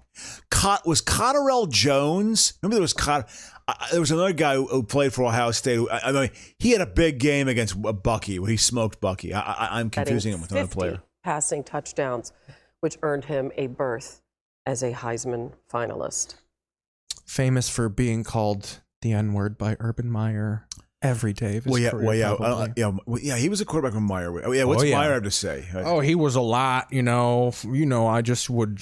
took physical abuse and mental abuse so gracefully. This was a guy that when I threatened his livelihood and told him that I was in control of his career, this son of a bitch believed me. And that's a motherfucking team player right there. Just a guy that I could have made him suck my dick if I wanted him to. But I didn't, because I don't want none of that. I don't want them lips on there. Well, one adjective to describe him: urban. That would be the adjective to describe him. He was urban. Dwayne was one of the good ones. Yeah, exactly. Terrible, horrible. So you can tell she's trying to cry. A Heisman finalist. Heisman finalist. So he was actually working out. All those South Florida, like a lot of guys go down there. Chris Carter, I think, used to have a gym down there. I think just for receivers, where they would just work on route running and run. I mean, watch this camera change. Terrible story. Look at her trying to blink tears out. As we are joined now by NFL insider Dan. She's still around. He would have turned 25 years old. 25 years old. I'm gonna start talking about. That's what everybody does. Every sportscaster. To simulate a cry now because I don't care about him because I didn't give a shit about Dwayne Haskins. I'm going to start talking about my children because that will induce cry and I can seem human. This reminds me of even though this is just content for my show. When I was young, I watched an episode, a reboot of Leave It to Beaver, and it reminds me of the time when Wally By the way, we're went doing over the same hood. thing. Yeah. But we're covering the coverage. Exactly. That's what we do. May 3rd, just adding to the heartbreak of this. He did not play last season. Young. Watch how, Dan, can you just give me anything about this young man's personal life? And then I'm going to go get a coffee while you do that. I got to use the back. I got to meet my bladder gladder. That's my dad used to call it, you know? What can you tell us? Put on Green-Eyed Lady by Sugarloaf. It's a long song. I got to go to the bathroom, okay? Here we go. Heartbreak of this. He did not play last season, as we all know. But as we let you know vigorously last year. You mean, I just didn't say, Steelers backup QB, Dwayne Haskins, dies. What can you tell us about his time with the Steelers, Dan? And I don't know a thing. What can you tell us that we, as a 24/7 sports network, should have been telling you for the last year? Do our job. Do a year's worth of our job in about a minute here, Tim. Made That's as what a he member says. of that That's what he team. says. Let's listen a little bit. Yeah, Hannah, the Steelers thought very highly of Dwayne Haskins. I remember talking to their GM, Kevin Colbert, in training camp last year after they had signed him. They said they liked him a lot coming out. They said he was never going to start and that he was a career backup. Roethlisberger's gone, but something? They're still going to draft a QB in the first round this year. There's a guy from Pitt. I spoke to a Steelers trainer, and they told me this young man had really kind eyes. In the draft, and what stuck with me well was, endowed Colbert Dwayne said, Haskins. We just felt like he was a guy that was going to need some time, to develop. Obviously we shat on him from the day one because if a quarterback doesn't touch the ground, a Hall of Famer, we rip them to shreds. We don't really care. We call them failures. Throw the word bust around. Arrogant young men. We treat these people like real human beings throughout the years. That's why, again, with Justin Fields, it's like the raw material is there, but boy, it takes a couple years. I don't give a crap who you are. It's rare when a guy comes in and is good right away. It just doesn't happen. By the way, kudos. No, Colin did not cover this. Because it would require him to have some degree of compassion. Because I didn't have a stone cold opinion on him. This is one thing I'll look bad if I flip flop on. Okay, Dwayne's a guy I wish he was alive. 6 weeks later, I wish he was dead. Like some bad. Dwayne Haskins. The only thing I reference is I've seen the silhouette in my daughter's bedroom. Yeah, he's just one of those guys. If he knocked on my door, I would definitely question what he was shelling. Yep. So you can't. If you Google Colin Cowherd, fucking Dwayne Haskins, all you could do is find videos of him calling him like washout bust, can't do it, not a two-way player. Yeah. Blacker than the ace of spades, whatever. Horrible, just racist statements. Racist coward. I don't think he is, but I would love a right-wing host with Coward's voice. His name is Alex Jones. Quarterback in the NFL, so that's the thing. This is a 30-minute video of them covering whatever little. They show the same 3 clips of him dropping back in practice as a Steeler. Yeah, a preseason game. Yeah, and then they're just mining. For fuck's sakes, what can you tell us about this guy personally? Like every person they talk to, yeah, we get how he died. Can you please give us something human about him so we don't sound like mindless sports fucking like it's just that's the funny part is they're just like admitting that like, look, we know nothing about this guy. Will you please just say something nice about this guy? That's what he has to say. I want you a little more. Yeah. They were still getting him at a time when that was all in front of him. that they felt like they were happy to have him in their building, that work with their coaches, and they were surprised that he was not, a lot of tattoos for how nice he is. And improve on what he needed to. By the way, again, we're not making fun of Dwayne. We're making fun of Dan Graziano, possibly, being afraid of a guy like Dwayne Haskins. I mean, the do-rag coming out of the helmet, it's a tough pill to swallow. To improve on as the season went along, and then look at it longer term. Remember do-rags? Absolutely, man. I do do-rags well. Are they still a thing? Yeah, but they don't call them that, obviously. I knew black women in my 4th grade class who would straight up call them do-rags. My sister called them schmatas. You're talking to people it's there. basically like that kind of it's like a cap you put on your head, right? It's like a yeah. They make some pre-made. My dad's friend who had cancer wore one. Okay, a bandana. Just liked him, a bright light sort of young man. Bright light for being so dark, God, I want to make jokes. God, I wish I was a comedian. Tragedy here is, they had high hopes for him. He had quite a bit of life and career. No fucking shit. Left to have. Well, he had quite a bit of life and career. Yeah. life career. Wah, wah, wah. That'd be hilarious if that was the music that came out. Dwayne Haskins, career. Wah, wah, wah, wah. This kid would have had the most well-known car dealership in whatever hometown he's in. Spoke volumes about how his teammates thought of him, and I'm wondering, and I know it's very early. I didn't realize Hannah Storm is still around. Have you heard? Listen to this. I'm wondering. I know it's very early. And I know it's very early. What sort of reaction have you heard to this terrible news? Can you do impressions of the players crying? What does Mitch Trubisky sound like in tears? Is what I'm wondering, Dan. They have a lot of that from Hallis Hall. They have a lot of that recording. I hate the fucking fake like it's just such a bum atmosphere here in the studio right now. Just be matter of fact. You know what I mean? Or just don't do this. Show fucking a replay of the 1995 Houston Rockets title run. Yeah. I mean, it's universal shock, Hannah. I mean, this is not the kind of thing. I gotta say something here. The word universal is overused. Universal is a strong word. Really, oh my God, the concepts they dealt with are universal. So on planet UR 15783, they're going to get it there too. It's the universe. You can just say, he was a very, very well-liked figure, very sad for his family. You can just be matter of fact, I think, about it,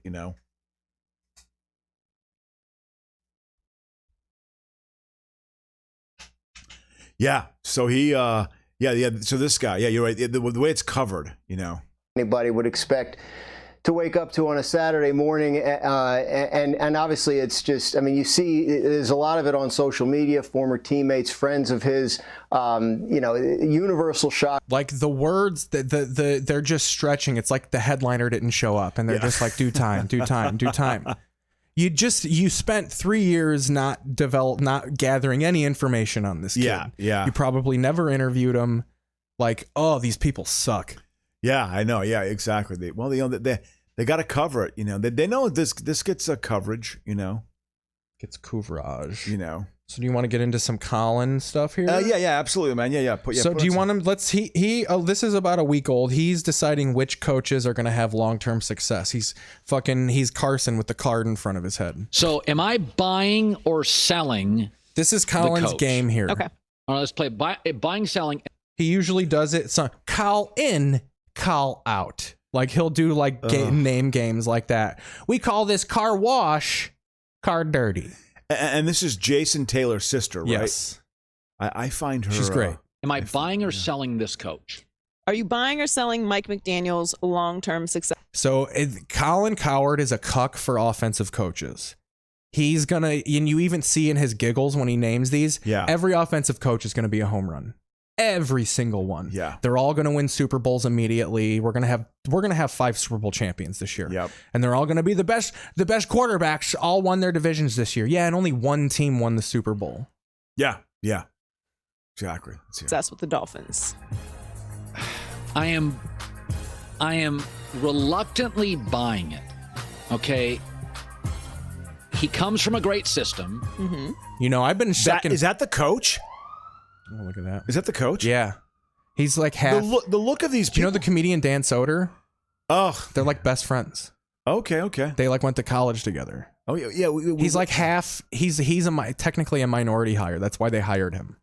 He comes from the Shanahan system, so you got that pedigree. But he's also half he's a half Middle Eastern or something like that. Do you know who also who came from the Mike Shanahan system? The Sean McVay. Yeah, but also Shanahan's kid, who was it was Kubiak's kid. Sorry. Yeah. The Vikings ran that offense the last couple of years, but they didn't really have an offense. They had a 34-year-old who was intimidated by an old fart coach. Players love him.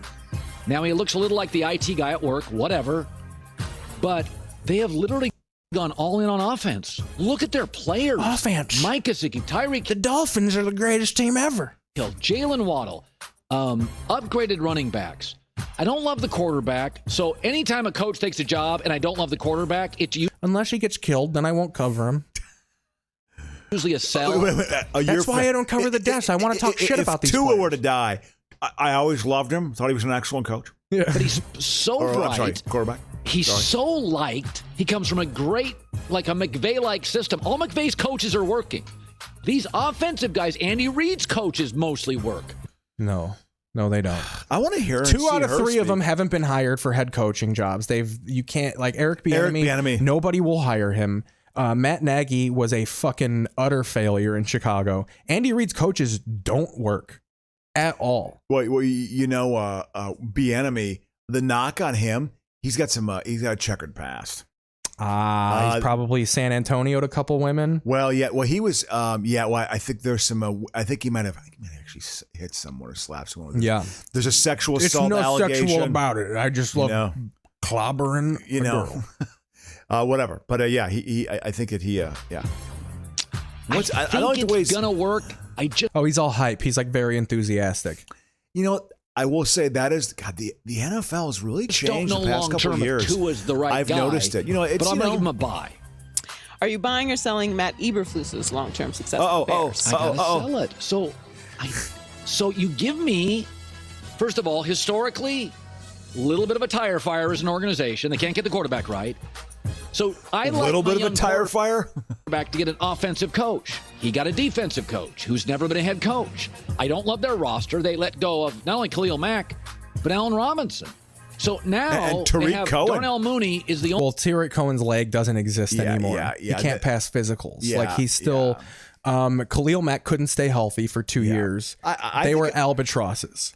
They got a second-round pick from him. Also, I love how he's talking about how defenses don't matter, and then he's listing them getting rid of Khalil Mack as this big, oh my God, they got rid of Khalil Mack. I thought you said it didn't matter.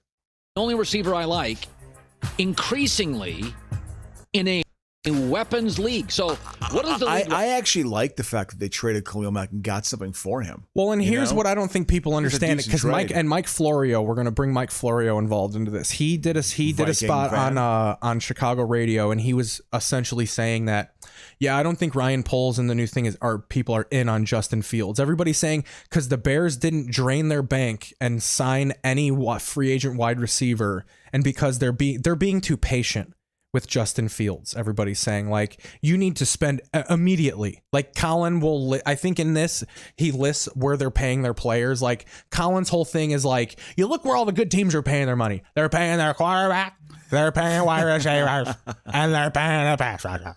And then he goes and then they're going who the Bears are paying, and it's like a cornerback, the punter. I think it's like they were spending their money terribly. But then you can't in one breath say, like, look at all this displacement of money, but then go like, but sign every free agent wide receiver. Yeah. With what? Yeah.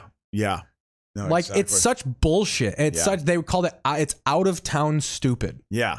Because like you just don't know how you don't see the everyday of it. You just see like, oh, like there's not Bears news every day of them in on every free agent wide receiver. They must hate Justin Fields. Yeah. Like, no, it's quite the opposite. I think they're confident that their offensive coordinator is developing an offense that can make him that good to where like the offense will just be good. I got a question for you, Keith. The off season, we're kind of going off on a tangent. We haven't talked about this in a while. What's your assessment of the Bears offseason so far? I'm cautiously optimistic. I just think they assessed the stuff they have at their disposal, and like I don't think they have money to spend on receivers, I think they have a shit draft and they know it, and that's why I think they're being patient, because I think their strategy is like, we need most of these draft picks to hit. Yeah. So they don't have a first round pick, right now do they? we can't So right now we can't worry about like just going to sign any Marquez Valdez-Scantling's out there, we'll sign him. Like this, they just want this impulse to like get Justin Fields a weapon. Yeah. Like we'll find one in the draft. Calm down. Like it's the patience. So Mike Florio essentially said like, yeah, the Bears aren't in on Justin Fields. And they were like, I love Mike Florio, but this is all out of town stupid. This is just Colin and everybody looking at the rest of the league. Oh, all the teams have offensive coaches. The Bears have a defensive coach. They're going to fail. They're not going to be on the same page. But Eberflus himself has said like, he's not going to control either side of the ball. He's going to be one of those like, and everybody, Colin, John Harbaugh and Lamar Jackson. John Harbaugh was a special teams coordinator. Oh, yeah. Like, you need a coach that just is there to be the rah-rah guy. Well, let the coordinators coordinate. Yeah. And I think that's why it's going to work. Because he even said, like, I'm not even going to be the defensive coordinator. Like, I'm going to let our defensive coordinator coordinate the defense. I got a question for you. They got a second and a 6th round pick for Khalil Mack? I think they got a 3rd and a 2nd. Or they got 2 second-round picks They and have a 2 3rd. second-round picks come Something up like that. in this year's draft. That, you know, honestly, Keith, I believe this, and this is the truth. The Washington Redskins in the 1980s had like 1 first-round draft choice. They would always get like they valued very well. Bobby Beathard was a good GM. They knew how to get talent later in the draft. I think the first-round draft choice sometimes, although you get excited about it, it's a splashy thing. The second-round pick is an important. Got a couple second-round picks. That's good. Seriously, you're going to get some quality players. That's a little more affordable, too. You're going to get some decent players. I don't know. Okay. Yeah, they haven't signed anyone. I think they're going to struggle a little bit this year, but I want to hear more. Also, you know how that Sean McDermott has struggled in Buffalo as a defensive head coach. He even covers his backtrack in this of like, I know Bill Belichick. Like, yeah, the greatest dynasty in history was backed by a defensive head coach. Yes, exactly. You can tell he tries to sell that like, well, they never really had that good of offenses. Fucking Brady threw 50 touchdowns in a year in 2008. Yeah, they had Randy Moss. Their offenses were flying. You know? Yeah, absolutely. What I think the Bears are doing is establishing they want Getsy to build a Justin Fields offense. Yeah. And we're going to ingrain that offensive tailor philosophy it to that, into the team to where any coordinator we hire, this is what you're running. Yeah, well, hopefully they'll also draft some linemen. I think that would be a good thing too, is get some offensive linemen. You know, they need it anyway. Oh, got a text from Sean White here. Okay. Oh no, I'm not. But here we go. He's gonna fucking predict more coaches. Quarterbacks, weapons, pass rush. Khalil Mack gone, don't have weapons, defensive coach with a quarterback. My gut feeling is 4 years from now, we're looking at another quarterback. Justin Fields going to be a failure in Chicago. I'm calling it right now. Are you buying or selling Doug Peterson's success with Jacksonville? Okay, so I'm buying it because Because he's offense. Because it's the same fucking bullshit I just said. Was such No reason. Disaster. Yeah, why is it offense? going to give him a longer runway? Yes. I mean, they don't have any stability in this franchise. So, Joe, I think they're going to say, listen, we're just going to give this thing 4 years. Do you know what I heard about the Jaguars? In the last 15 years, they've had a top 10 first-round pick in 14 of their 15 drafts, last 15 drafts. Here we go again. You know, look at Lovey. He's older. You know, he's selling Lovey. He doesn't buy any of the defensive head coaches. First offense in the He's league. head coach of the They've got picks, now? but they don't have any firepower. Jacksonville went and bought a bunch of firepower and picks. Here, I got some Look picks, at but I don't have any Lovey's firepower. beard. And Yeah, he looks like Santa Claus. Absolutely. Really he's don't know African-American Santa. Davis Mills. He could be fine. He's not Trevor Lawrence. So Trevor Lawrence, who was kind of fucking mediocre this year. There's just not a lot of talent here. They're not I know this. They're not the Colts and they're not the Titans. So the argument is, hey, I like the quarterback, I like the running Raiders. I think it's going to work. I'm buying it. Joy, I like the McDaniels quarterback, in I like Vegas. the running back, I like the tight end. Again, no reason. Offense. So I'm just going to start throwing out all that bullshit. So Josh I like the left McDaniels is tackle, and I actually like the coach of the Raiders. Slot receiver, and I like Devontae Adams. Well, they signed Carr to a 3-year extension. Oh yeah, 40. He's up there like middling a lot of money. 40 million a year, something like that. There's too much offensive talent here. And as we watch all these quarterbacks get He's their older way, looking now. Derek Carr's going to get a new contract, so he's going to be happy. I know the Look at division's Mark tough. Davis. You got to get over that. Oh, that hair is insane. And then you can tell it grinds his gears that they call him the poorest owner. Well, yeah. You know. Let's see here. Oh yeah, here we go. Be as patient as Jacksonville, because Jacksonville's been a. So he's selling the Paul Allen guy in fucking New Orleans. Here's this Nathaniel Hackett bald fucker. Oh yeah, Paul Hackett's son. They may move quick here in 2 years if it doesn't work. Are you buying or selling Nathaniel Hackett's long-term success with the Broncos? Total buy. First of all, I think George Payton is a great GM. Russell's a great quarterback. They've got great weapons. And I trust, I really, now they don't have an ownership traded group Noah yet, Fant. Yeah. I think is actually pretty good. Weapons. We've been talking about this now. The AFC West has to get better. The Chiefs have won the division 6 years in a row. You know, I mean, it has to get better. They got to sign Devontae Adams. You know, the Chargers got to get a Khalil Mack. You know, the Raiders got to. I mean, the Broncos got to get Russell Wilson. I mean, they have to do it. Chiefs ain't going to win the division this year. I like him. Look, you can tell he knows that he's such a hack because he knows in his head Brian Daboll's going to be an utter failure in New York, and watch his hesitancy because he's so against defensive head coaches and pro-offensive minded head coaches. Brian Daboll with the Giants. I want to hear what she has to say. She's got the same philosophy. But she's cool. She said, like, I'm worried about Justin Fields in Chicago. I'm worried about him. Well, they got to get him an offensive line, Keith. They got to get 3 or 4 offensive. If they can get some good offensive line play, I think he can be fine. You know, he had to you now that you have like 3 or 4 months. Oh, sorry. Here's my takeaway. I'm going to give it a buy for this reason. Everybody in the organization, because I'm a hack and I just got to do it for the. I got a question for you. It is when you have reflection now that it's been almost 4 months, 3 months since the season's over now, so you can reflect back on the Bears' year. And they got rid of Nagy, that was good. They got rid of white nationalist Ryan Pace. Known white nationalist. No. In fact, I think he was at a rally in Arizona this past week. Fields, what do you did Fields show you enough? This past year? Yeah. What did you like? I think about he's got him? a cannon. I think they thought he was going to be Michael Vick, and I think he showed that. I'm not saying he's Mahomes, but I think he can be a complete quarterback. Like, I think he can downfield passing. I think he's going to be Josh Allen.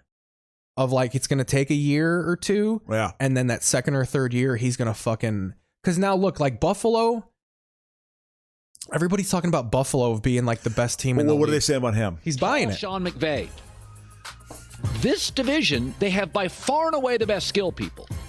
Kirk Cousins, Irv Smith, the tight end, Justin Jefferson, off a knee Adam injury. Thielen, Dalvin Cook, and a capable. They also have arguably now the best pass rush, going and getting Zadarius Smith. One guy coming off of an injury. And you can bang on Kirk Cousins all you want. He's one of 2 quarterbacks last 3 years with a passer rating over 100. No. You don't have to like him. The Vikings. He's essentially saying people shit on Kirk Cousins because of his political beliefs. Players in that division. And I'm not sure it's that. He was a cock. People will love him. Yeah, I want to hear Todd Bowles with the Buccaneers. Okay, breaks my heart. He's a great guy. Now, what the Vikings have done, they basically have said, yeah, Zimmer was the problem.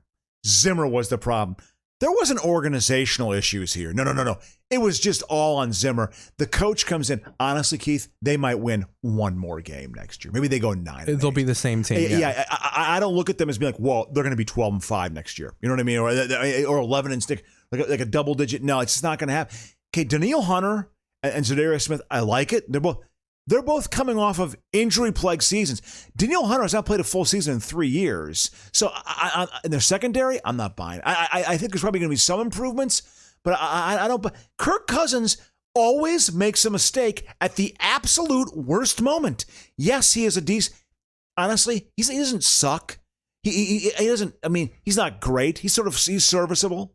You know, and then but at a key moment and a truly key moment in a game that truly matters later in the season, playoffs on the line, he will fuck up at the key moment. He will always fuck up at the key moment. That's why you run the ball. You know, well, yeah. Anyway, but yeah. So yeah, they like O'Connell. I actually think that I'm glad they got a new GM. I think that's a good thing. I think that's a bigger piece. Yeah, to me, I mean, I don't mind. I haven't been like, oh, this guy sucks or anything. He's only been there for 2 months. But to me, I can tell what they're trying to do. They're also like all the coaches, like their press conferences are like, really enthusiastic. Like, we're not the other guy that was here for 8 years. We're not that old fart. We're new and optimistic. They do it for the fans, but they're also doing it for the team. And I don't know. Eric Kendricks, very good linebacker. He's in his 8th year. He hasn't finished the season in the last 2 years. They're breaking down. Guys are breaking down.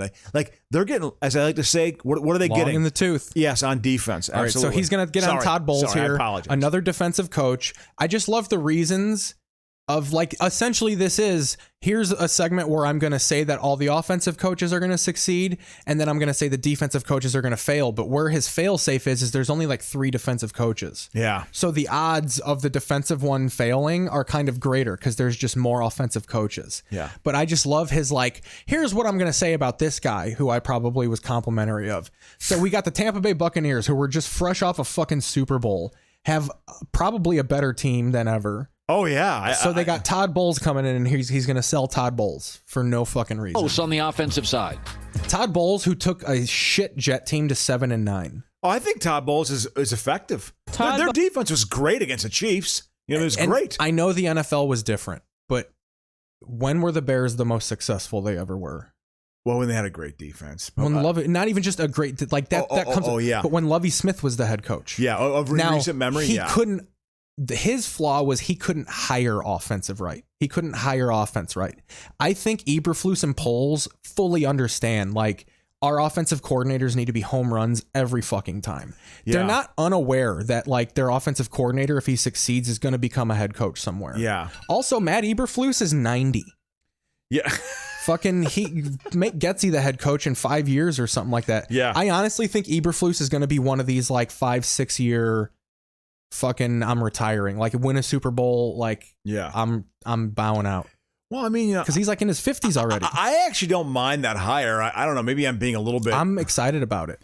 And I've heard he's got the Colts players are I think the Colts are actually a pretty good organization. Players are coming in svelte because he's heard that weight's a big issue with him. He doesn't want fatties around there. Yeah. Justin Fields, he's learned a new throwing motion. We'll see. Bowles with the Buccaneers. Breaks my heart. He's a great guy. Long term. How are we defining long term?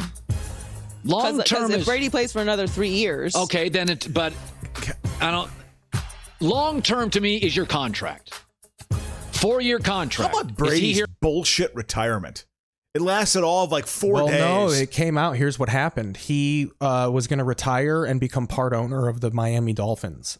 And they were going to, like, give him all these perks. And then the Brian Flores lawsuit came out. So they were like, oh, well, we can't have Tom Brady be a new owner. So that fell apart. And when that fell apart, he was like, I'll go back for a year. I'll go back and play. Yeah. Here in 4 years.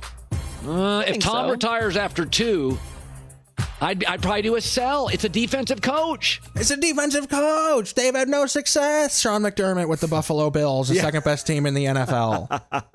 Bill Belichick, the greatest head coach that ever lived, never had success with an offense. It was all Tom Brady. And Bowles was the D coordinator 2 years ago when their defense was totally good. It was great against the Chiefs. Totally, he's a clown. Bill Belichick doesn't. All these fucking Alabama offenses that we jerk off over. They're all Belichick washouts. Yeah. They might not be the best head coaches, but like they called fucking Charlie Weiss touchdown Jesus. Oh, I know. Like, there's a way to hit home runs with your coordinators. Yeah. Like, this idea that a defensive-minded head coach, that, like, he comes in and is just like, our quarterbacks are going to tackle now. I know. Like, you're fucking retarded. I know. As I understand it, to be a defensive coordinator, I think you have to understand offense, right? You have to adjust to what's going on offensively, right? I mean, it's like, I guess Steve Young said he had a conversation with Bill Parcells once, and he was like, oh, Parcells, defensive guy. He said they talked for an hour just about offense, and he was like, this guy's mind for offense is totally good. To me, defensive-minded means he knows more about that side of the ball. Yeah, exactly. And is kind of more concerned about that. Yeah. And is more apt to be like, no, you're doing this wrong. Yeah. But I think more now, people understand that you got to know about offense. Yeah. There's Eberflus specifically picked, I want the Kyle Shanahan offense. Yeah. So he went out and found obscure dudes. Every single coordinator has history in the Mike/Kyle Shanahan offense. Yeah. Which is the Kyle McVay. They've explained it. Shanahan's version of it is more read option based. Yes. And McVay's is more spread. but it's the same offense. It's the same movement. It's all based on zone reads. Yep. And Shanahan's, it's a lot of play action and 2-back sets. Like it's kind of run heavy. It kind of split it. Well, it's also, something else, you can design it based on the talent you have too. Deebo Samuel is a very dynamic football player, so they design an offense that gets kind of sad. And then people were like, even in Chicago, people hesitate and then get like Eberflus was interviewed and he said like, I don't want Justin Fields to run just to run anymore. Like I'd like to, and he goes, don't get me wrong. And everybody's like, oh my God, he doesn't want him to run. He runs a 4.2. This is going to be a failure. And then he goes, don't get me wrong. I want him to like escape pressure and extend plays. He goes, but I feel like when you're hiking the ball and just taking off, he essentially said like, I'm probably not the best. He probably doesn't like the RPO like everybody does. Yeah. The idea of like, hike the ball, I'm just going to start running. He was like, I want him to run so we could drive the ball down the field. Do you want to know how many RPOs the Minnesota Vikings had last 7. year? 0. They didn't have a single run pass. Get with the fuckings. This is not the 1990 New York Giants, okay? You've got to have a few RPOs in there. Just a few of them. You got to give a few looks in there.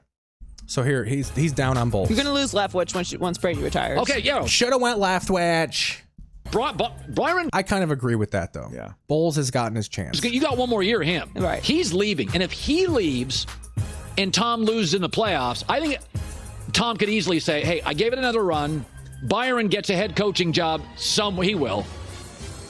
I don't know.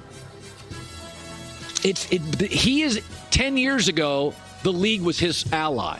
Today, the league's moving away from kind of reticent, quiet, conservative. What if they win a Super Bowl? Well, that gives them another year. Well, then I'll have to backtrack. Super Bowl. Oh, yeah. Don't worry. I'm coming up with my excuses. That's the pinnacle of the sport win, right? So do we want to get into some TV League? Do you have to pay your meter again? I got to pay my meter. All right. We'll take another break. We'll be back here. You got time? Are you good? We're not? Okay, good. We'll be back here in a few minutes. I got another. Let me pull up another commercial. Looking forward to it. This is actual halftime, ladies and gentlemen. Let's see. You're seeing the behind the show here. Got some commercials from 1997 USA Network, the Silk Stockings era of my life.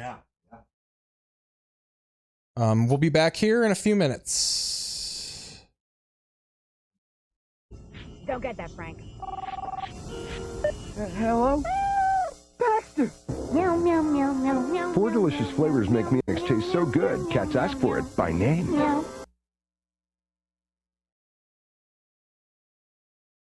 It's Baxter! H&R Block works to get you every penny you have coming. And those pennies can really add up. Someone to watch over me. Coaches, team, media, all eyes are looking at me. We asked some of the NFL's hottest rookies to try Degree. Body heat activated. As your body heat rises, Degree releases extra protection when you need it most. As I work harder, Degree works harder. Degree, for an extra degree of protection. Coroner's office. Morning, ma'am. I'm Pig, Detective Corvette Pig. Mark! Action! Flying rig ready.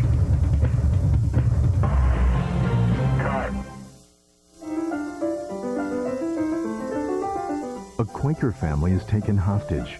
Can their nonviolent ways save them?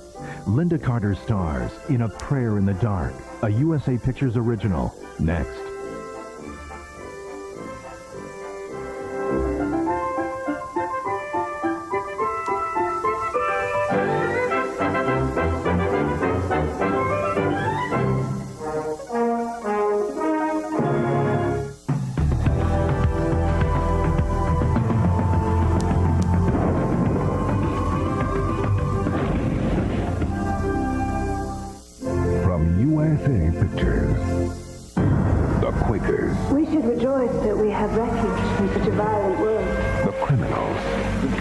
Brother, and you don't call me? No man is my enemy. Hello, Emily. The bad penny's back. You want me to turn over every penny of the bank's cash to you? I want that money so badly that I'm willing to shoot down every member of your family to get it. The Prayer. May merciful God forgive me. The Dark. Nothing in my life has prepared me for this. Linda Carter. How do we handle this without them killing anyone? And now the premiere of USA Pictures, A Prayer in the Dark.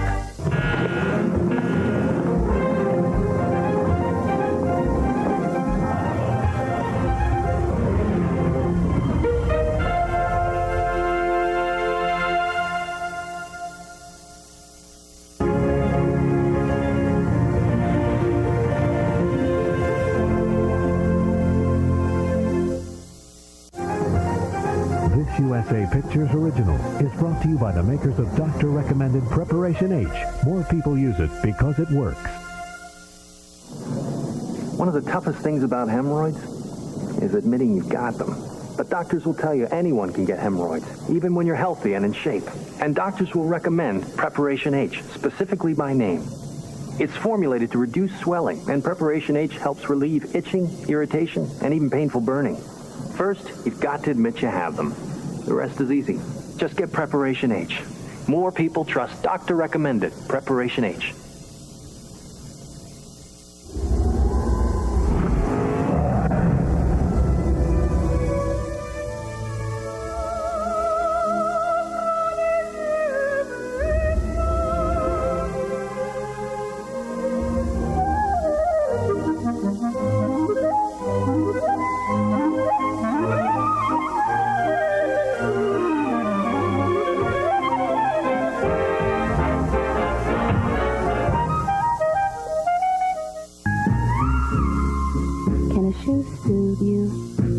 Like a falling sun? Can a shoe move you like a racing heart? Or help you chase your dreams? Can a shoe carry you like a cool breeze? Naturalizer can. Naturalizer, one of life's great comforts. When my allergies became a problem, I thought a prescription was the answer. So I went to an allergist. Instead, he recommends Dimetap Extend tabs. I was amazed. Said an allergy study showed its antihistamine is even more effective than Seldane, a leading prescription. Ask your doctor. Dimetap relieved my sneezing, runny nose, and didn't make me as drowsy as Benadryl. It really works. Doctors say Dimetap for good reason. And for allergies with sinus pain, try Dimetap Allergy Sinus. American Movie Classics brings everyone who loves a pretty face closer to the glamour girls of classic Hollywood. Find them all on AMC. American Movie Classics, the original classic movie network. Had a real tough early season there, so I've got a couple of ideas here.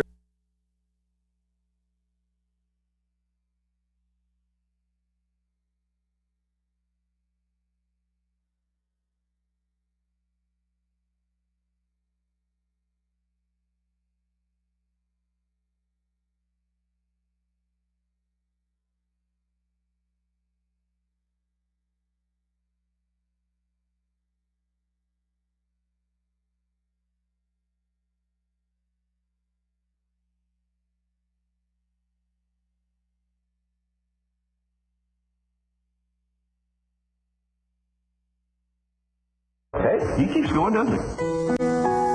Are you ready for the green? For Amen Corner? For shots that take your breath away? Follow the course of history. The quest for the blue jacket begins.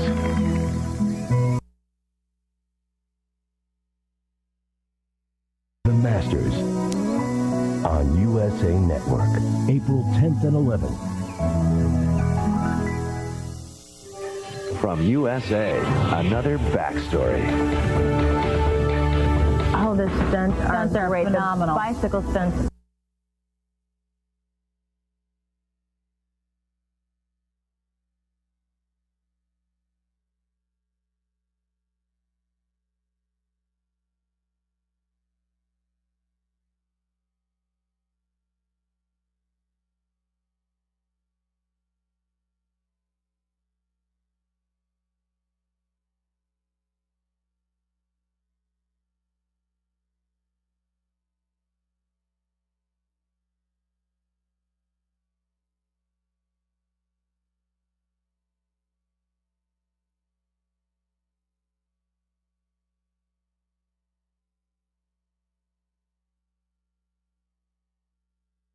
Unbelievable.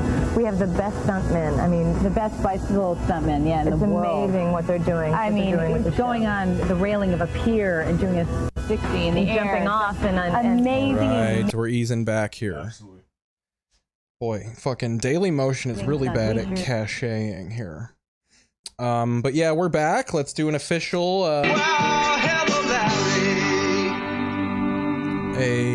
All right. So here's what we're gonna do. We're gonna watch. I got it on here. We're gonna do. Yeah. This Colin is Coward. Colin Coward. No, so there's a show called How to Roll. It's a new sitcom that I actually don't hate. It's starring Pete Holmes, who used to be a bitter enemy of someone on this show, but is now, he looks gaunt, by the way. You could tell the plant life is fucking really just, it's like he's got one of those shapes where it's like, no, you should have a little fat on you. He kind of looks a little Al Rokery. No, that is your. So I figured out how to find the on-demand stuff on the app. It was my library. Yes, I'm sure there's a new sitcom that's just been released called How We Roll. It was called, so this is based on a real guy. There's this dude named Tom Smallwood who was like working at a factory, got fired before Christmas, and became a pro bowler. But what the show makes it seem like he was just kind of good on the side and then becomes a pro, but in real life he actually was like a hustler in Michigan. They said he was making $10,000 to $15,000 on the side anyway. He just like finally quit his job to do it. Yeah. But Pete Holmes plays Tom Smallwood. The mom is the funniest part of the whole show. So here we go. We're gonna watch this, and then I'm going over some highlights and standings. Yeah. We're watching some of this while watching. Oh, they're available. We can fast forward. I don't know who I dislike more, Pete Holmes or this guy, or Pete Davidson. I to this day, Keith, stop. I do not understand his appeal. Who, Pete Holmes or Davidson? I do not understand his appeal. It makes. I think it's because he was so young. The craziest part is, it's true. I got laid off from the assembly line on December 23rd. Look at how bad that green screen is. Merry Christmas.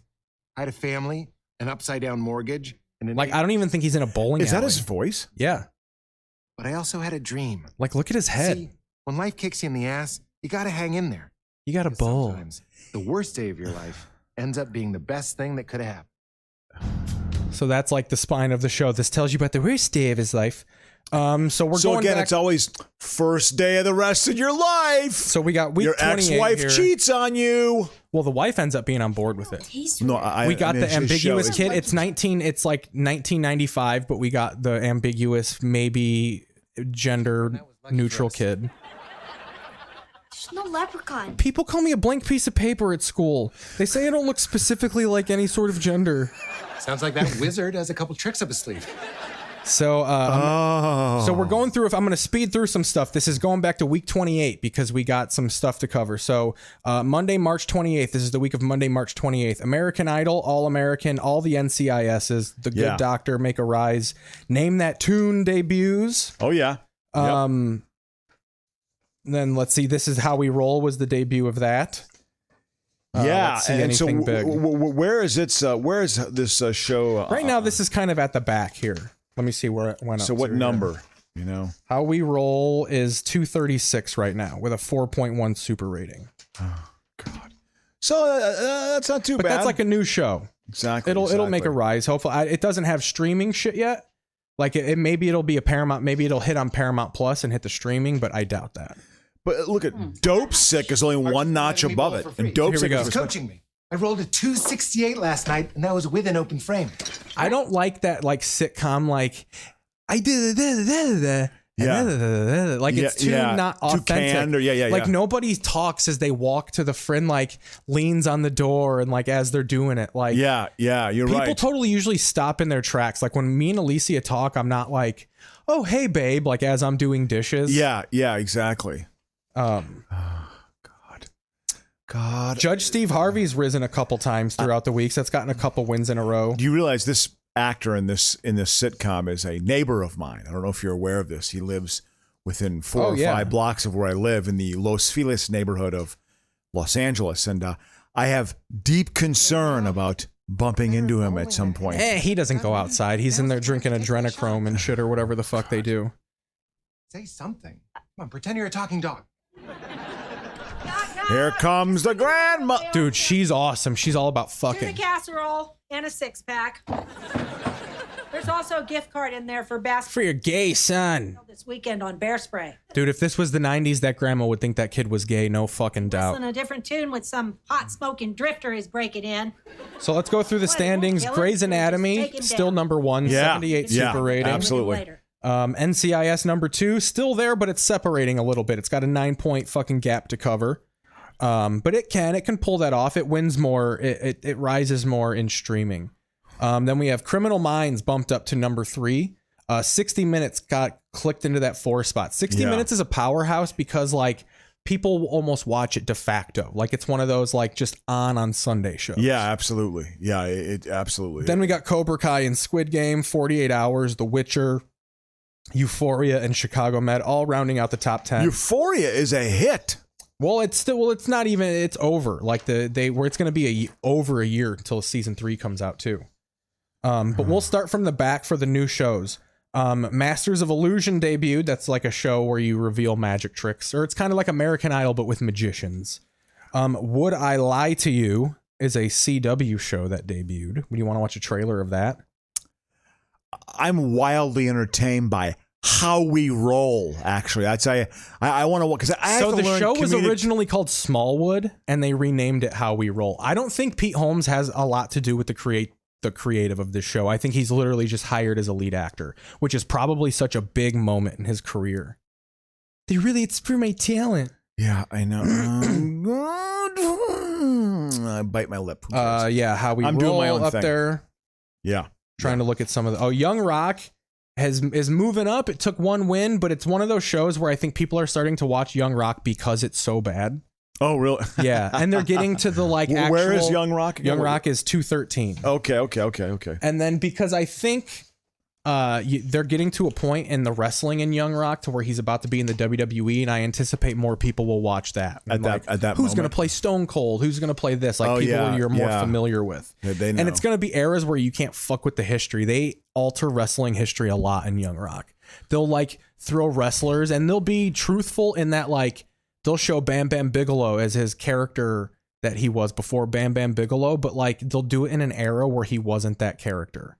Like they just take wrestling tidbits and put them in completely different pieces of wrestling history. Why would they do that? There's such integrity in that form of entertainment. The integrity is well, inspirational. I mean, if hardcore wrestling fans are going to watch it, that's shit they're going to call you out on. Of course they're going to call them out. Oh, yes, I'm in my community. No, a lot of it is the wrestlers' families too that are like, why are you saying that this person and did this and they didn't? That's not Macho Man Randy Savage's brother. Doesn't sound like that. Do that to Lanny Poffo. Do that to. Oh God, I gotta go. Macho Man's brother is 6'5". He would throw you into the ground like a goddamn fucking railroad. Look at that funny moment. Oh, is gender neutral? Play your cards right. This will be yours someday. They got the classic '95 fucking GMC. My tap shoes in my Is this supposed to be based in the 90s? His kid tap dances. So his little gay kid tap dances. And here's where he tells his kid, listen. Sam. Oh, hold on. No. Don't do that. Don't be ashamed of what you want to do. You get one life. Do what you love. Oh.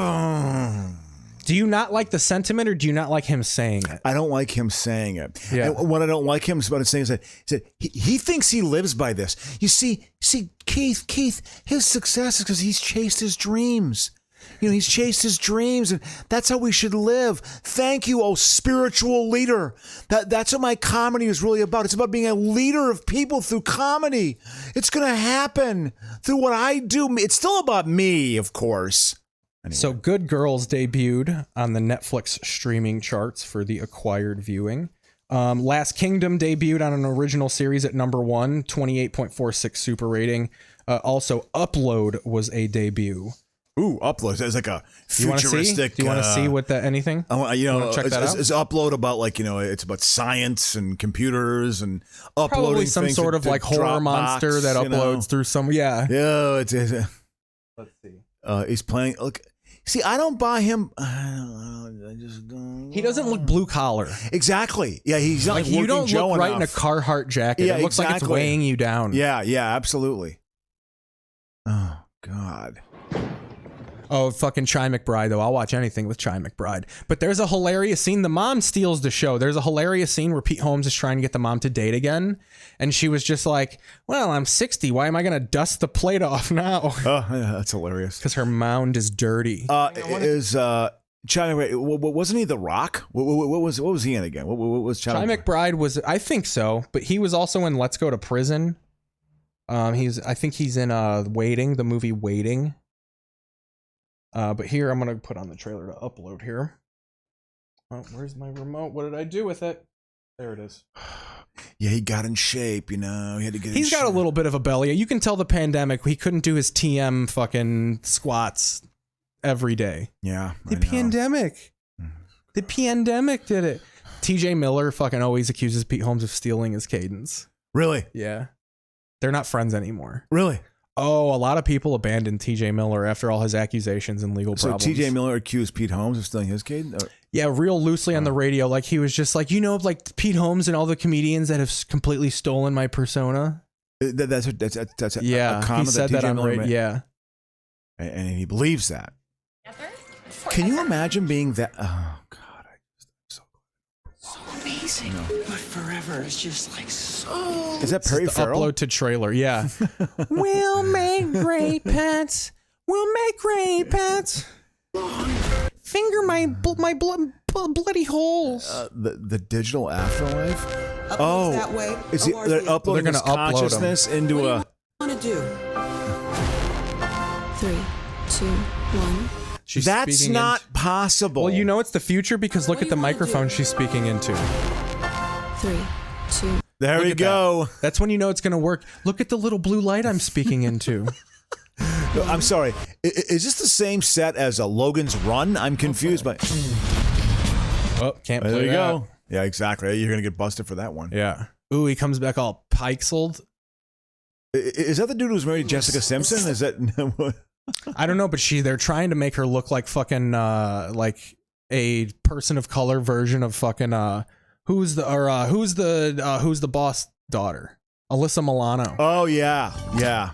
God, with your fucking talking heads. They want the song to sell the shitty show. It's not. Yeah, exactly. I should be able to put this on mute. Exactly. And You're right. fucking enjoy it. You're right. That's what they're doing.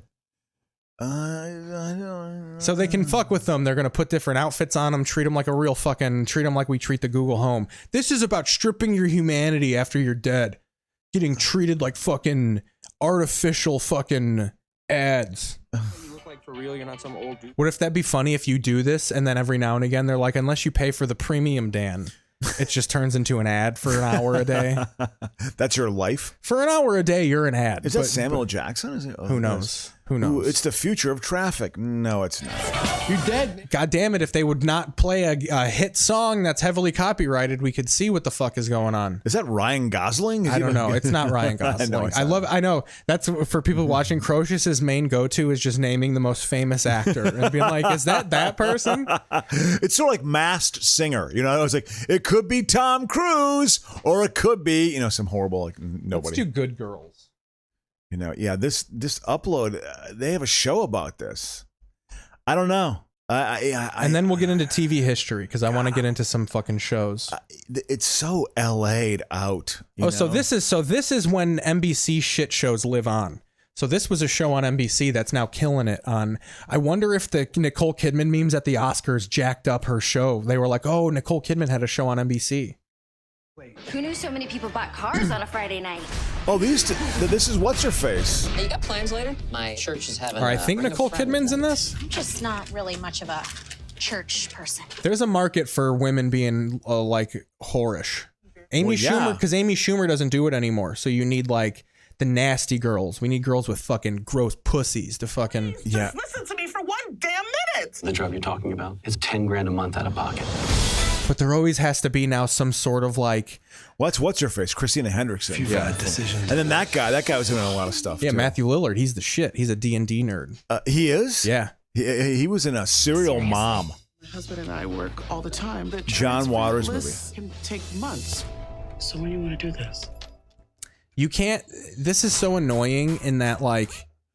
Oh, yeah. You can never have just 3 women wanting to be like, I want to become a criminal because my life sucks. It's always like, well, because the healthcare system is crippling my daughter, so I need to do this to defeat the capitalist healthcare system. And like, you don't need to latch these fucking, like, bad people could just be bad people. Yeah, they just want to knock things off. So this is Good Girls. That's what we're doing here. Christina That's Hendrickson. number one on the By way, Netflix acquired charts. Oh, it is. Yeah. Christina Hendrickson. Wow, she is a beautiful woman to me. Debuted at a 15. I Let's find see where her we're at here. very pretty. I think she's a little fucking put together. Really? Medically. She's got. I don't like when their cheekbones are sculpted and like. Oh yeah. When you can see individual, like you look like Michael Jackson. Yeah. Okay. The other one was kind of. She was kind of the one. Let's see here. Good. It's Breaking Bad gone broad. Is it Breaking Broads? Breaking Broad. There you go. That's a good way to Breaking end Broads. it. You know? So we're gonna go to TV history right now. Sure, let's do that. Yeah, TV history. I always stumbled upon this show called Relativity. This is from 1996. Okay, this day in TV history. This is an Ed Zwick show, which, for those who don't know, created some of the best dramas, the best one-season TV shows of all time. My So-Called Life. 30-something was on for 4 years. 30-something one. I think Once and Again is his show too. So this is essentially a show about people cheating on each other. You got this girl in Italy, and she meets fucking. Do you remember the show The Ghost Whisperer? Yes. Do you know the dark-haired male lead on The Ghost Whisperer? Yeah. This is the first thing he ever did. He's also in Wedding Crashers. You know the guy who fucking Bradley Cooper calls to get dirt on fucking. He's that guy. Oh yeah. The big sleazy Frank Tufano. He's the lead. So this is essentially about this. She's crying in public. She was in a cab having a meltdown. Those jeans. She's having an existential crisis in Europe, just like in the 90s. Yeah. That's him. That's him, exactly. Oh, there's other. Yeah, you gotta close some windows. I always do that. I always forget. It's okay. It's okay. Unbelievable. Oh, because he sees her Clippers hat. So like, we're both from LA. Yeah. No, nobody likes Clippers. And the Clippers are a shitty team. Nobody likes the Clippers because they play in the fucking ghetto. You know, because they play in. I saw them play that year. They played in the Expo Park. They played where the LAFC play now. Yeah, it was LA Sports Arena, right outside the Coliseum. Yeah, where they actually used to film. Remember the scenes, the early scenes of Almost Famous. Yeah, when he used to go in, they film it there at the LA Sports Arena, I believe. So we're gonna just hit the chat here, Aponte. Last Kingdom is pretty good. It's like Braveheart the series. He also says, will the Young Rock feature the larger white guy wrestler who's Akeem the Dream? Oh, that was Junkyard Dog, I think. The JYD? Yeah. Okay. Yeah. Yeah, they did turn a guy into like Akeem the Dream, a white like African who would do this. Hey, brother. So he was Richard Belzer? He says Upload's Upload's a very watchable show. It didn't look totally bad. So what? I mean, you're gonna have patterns with anybody, right? I mean, do I really? So the premise of this show, we'll skip through it a little bit, is I'm gonna give it to you and then we'll watch it. She breaks down with this guy. They end up making out, literally love at first sight type shit. But then the show is them having to live in LA together. And here's where they fall apart. I'm going to spoil it and then we're going to analyze it. Yeah. At the end of this episode, she dumps her current boyfriend and gets with old boy. Yeah. So the whole first season is about them being this like met in Europe couple, but then she also has to like interact with the ex. There's like episodes where they run into the ex and like the show is just about how like I cheated on my boyfriend in Europe and then I chose the guy that I cheated on because he also lives in LA and he's my soulmate. And then like she starts interacting with his family and like it's just about but then like tertiary characters start having affairs with his friends. Like it's just a gang of fucking around on your spouse. 90s sex. Yeah. Something 90s sex, yeah. Something I wish I would have more of. Really expect that there aren't going to be patterns? They're going to be patterns. Oh, my life. So then there's like the first 15 minutes is them just like getting to know each other, having belly dinners. Yeah, exactly. I know. It sounds a little... See, this was supposed to be my parents' anniversary trip, but my dad at this crisis come up with a magazine and then he... Listen to that music. Fall in love. Oh, so that's so funny. So that's their thing. So he told her she had a nice perineum, which is this thing right here on your lip. Yeah. And he like touched it. and that was their like first connection. Like kind of their connection. So throughout the show, that's their thing, and that's what makes her realize she wants to dump her boyfriend. As she touches his perineum, and it doesn't make her all fucking the same. Oh, okay. So that's why she's touching it right there. I like their phone. Oh, that's a wired phone right there, boy. Absolutely. You ever have, my grandma had one in the kitchen where the cord was like 37 feet long, so you could go sit on the basement you could stairs. go in the bathroom. Yeah, absolutely. Yeah. And we get all wound up sometimes and bunched up. And it yeah, looked yeah. like a fucking You braid. had to disentangle it. Absolutely. Yeah, Your yeah. phone looks like Whoopi Goldberg after a while. Yeah, it looked like Derrick Henry's braid. You know, his dread, I should say. So here we go. They simulate. They never actually bang, but they just fiercely make out. Look at that 90s make out right there. That hairstyle. Leather, that's leather on leather love right there. Absolutely. I never had a haircut like Katie that. Lang, fucking Johnny Lang right there. Yeah, exactly. Yeah. Katie Lang, she was ahead of her time. She bumped. Oh, there was no closets for Katie Lang. Yeah, absolutely. No closets in that house. She was out at birth. Everything, the whole package. Just that you're completely here. Like there's nothing more important waiting for you. So this is like just them necking. They just neck. Look at, they're just necking, exactly. Necking. I'm gonna be all guilty. So then she writes him a letter. How many times have we been wondering? She's leaving. She breaks it off. I can't do this. And then like, The arena watching the Clippers lose. That's what he writes her a letter. And Is he's that like, Larry David? Yeah. How many times, he was like, how many times have we walked past each other in LA? How many times were we at Clippers games and they lost? You were behind me. When Michael Olowokandi was ready to be the first round pick, and Eric Piatkowski. Was that 96? Oh yeah, they were. I saw them. When playing, did they have Danny Manning? They didn't have. They drafted him after the '88 Kansas team that won it all. You know, but that mid '90s Clippers team was an awful basketball team. I went to games. I saw them play the Pistons with Grant Hill and the Celtics, and tickets were like $10. I was like 20 rows off the court. Like it was $10 fucking. Yeah. It was great. I mean, you got to see them. They drew about 8,000 a game. It was like 70s basketball. I feel like I go into a time machine. Really dark court. And might one of those Don't read into that. Eric Piatkowski, as I called him, Pie Hole. Pie Hole! Get it to Pie Hole! But my favorite part of this show is Nothing, I'm just a little concerned. You know, you got Adam Goldberg is his friend. Oh, man. What? Nothing, I'm just a little concerned. You know, you go to Italy. And he's just like the smooth guy, you know. I just like, I want to be a private investigator or like an author. I want to write leather-bound books, you know. I want to, the jackets with the leather patches. I want to be that guy. That's what I want my persona to be. See, I heard there's a movie called Men in Black coming on. And I want to get a reel so I can be a Men in Black because I want to wear a suit that looks like Men in Black. It's just that they dazed and confused. Didn't do what I wanted it to do with my career, and now I'm here doing this. And I don't know. That's like everything he does. I love Adam Goldberg. That's me doing my impression out of respect. Yeah. He's been in a lot. Christina Ricci was just the worst, Did he date? Oh, they dated. He does not shy away from publicly saying that she is a psychopath, like certifiably crazy. I've heard it from Owen Benjamin at a party too, and I know he's like right wing and hated, but I'm sure he knows well. We were just talking about like dating comics and dating people in show business, and he was just like, dude, Christina Ricci is legitimately insane. Yeah. You come back, you're eating turkey burgers. What's that about? What are you talking about? You've completely written off every woman I've ever set you up with. The last woman you set me up with attacked me. He said they called Olowokandi the Candy Man, so bad compared to expectations. Yeah, he said the Candy Man. That's what he was. First overall pick. Physically violent, she hit me. She was studying Aikido. I told you not to approach her from behind. Look, my point is that, I want to introduce you. I was told that I remember someone saw Dazed and Confused and they compared me to him. So here's fucking old boy's life. I forget what his name is. But it's the actor's David Kahn, the guy she falls in love with in Europe. His whole deal is he lives with this like disconnected family. The dad's this rich fucking suit guy, like, yeah, whatever, fucking going to a meeting type of shit. Like 90s capitalism, like, I'm off making $400,000 a year doing nothing. Yeah, I don't have time. Yeah.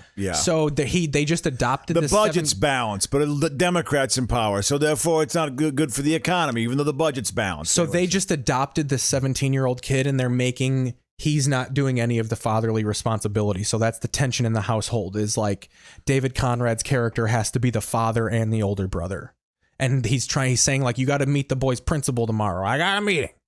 Moments. I'm about to meet fucking, they're talking about computers, internet, hoax shit. Every weekend since he was 3 years old. Dad, almost every weekend? Yeah, almost every weekend. Oh, yeah, that guy. I just think Rhonda's trying to say. They had a cast. He's adjusting.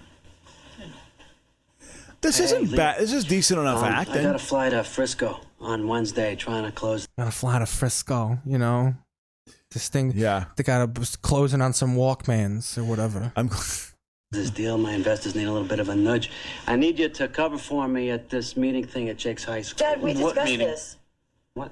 I'm talking to Leo here. Well, I don't think it's a good idea. Leo, that's his what name. Meeting? Oh, it's nothing. It's nothing. He got caught doing heroin in the bathroom. So what? Heroin. There's a movie called Pulp Fiction. The kids are now doing a lot of heroin. It was coke 5 years earlier. So these are her friends. She lives with 2 gals as well. That girl in the middle, you're gonna know who that is. Have you ever seen Eternal Sunshine of the Spotless Mind? Oh, yeah. She's the like the married couple that she's building a birdhouse in the scene. Yeah, that's her. Yeah, they had some cast. They had a cast here. It looks like Laura Flynn Boyle, but it's not. Yeah. Okay, could you please not get that whole God, dramatic? I wouldn't have liked watching this because I would have been like, yeah, my life wasn't like this. I was still basically a grown-up teenager. I didn't have exciting stuff happen like cheating on my spouse and altering the course of my life. Okay, it's nothing, and now it's over. No one's got a cell phone. You mustn't ever tell anyone, okay? I forbid you. She tells the other roommate immediately. Never speak of this. I shan't. Oh, is it the one? Okay, What are the details? I mean, what's he like? He isn't like anything, okay? It's over. Well, what was he like? I don't know. I guess he was thinking about becoming an architect. Oh, he was just so touchable. So. Oh, he was just the most. So that's this show. Yeah. Wow. But it's interesting how, like at the time, these shows didn't last. Do you think people weren't about getting emotionally invested into shit? It was like Seinfeld, Friends, Mad About You. The sitcom reigned supreme. So I feel like a lot of these dramedies, people just weren't there for like, I don't want to say too real, but I think there's like there was a reality to entertainment that people didn't want at the time. Yeah, I think there might be some truth in that, actually. I think it's a good point. I actually think 24-hour news fucked that up because I think the whole idea of television was that like, and we'll go back to channel surf because we're going to ease out here in a few minutes. We got 7 minutes left. Yeah.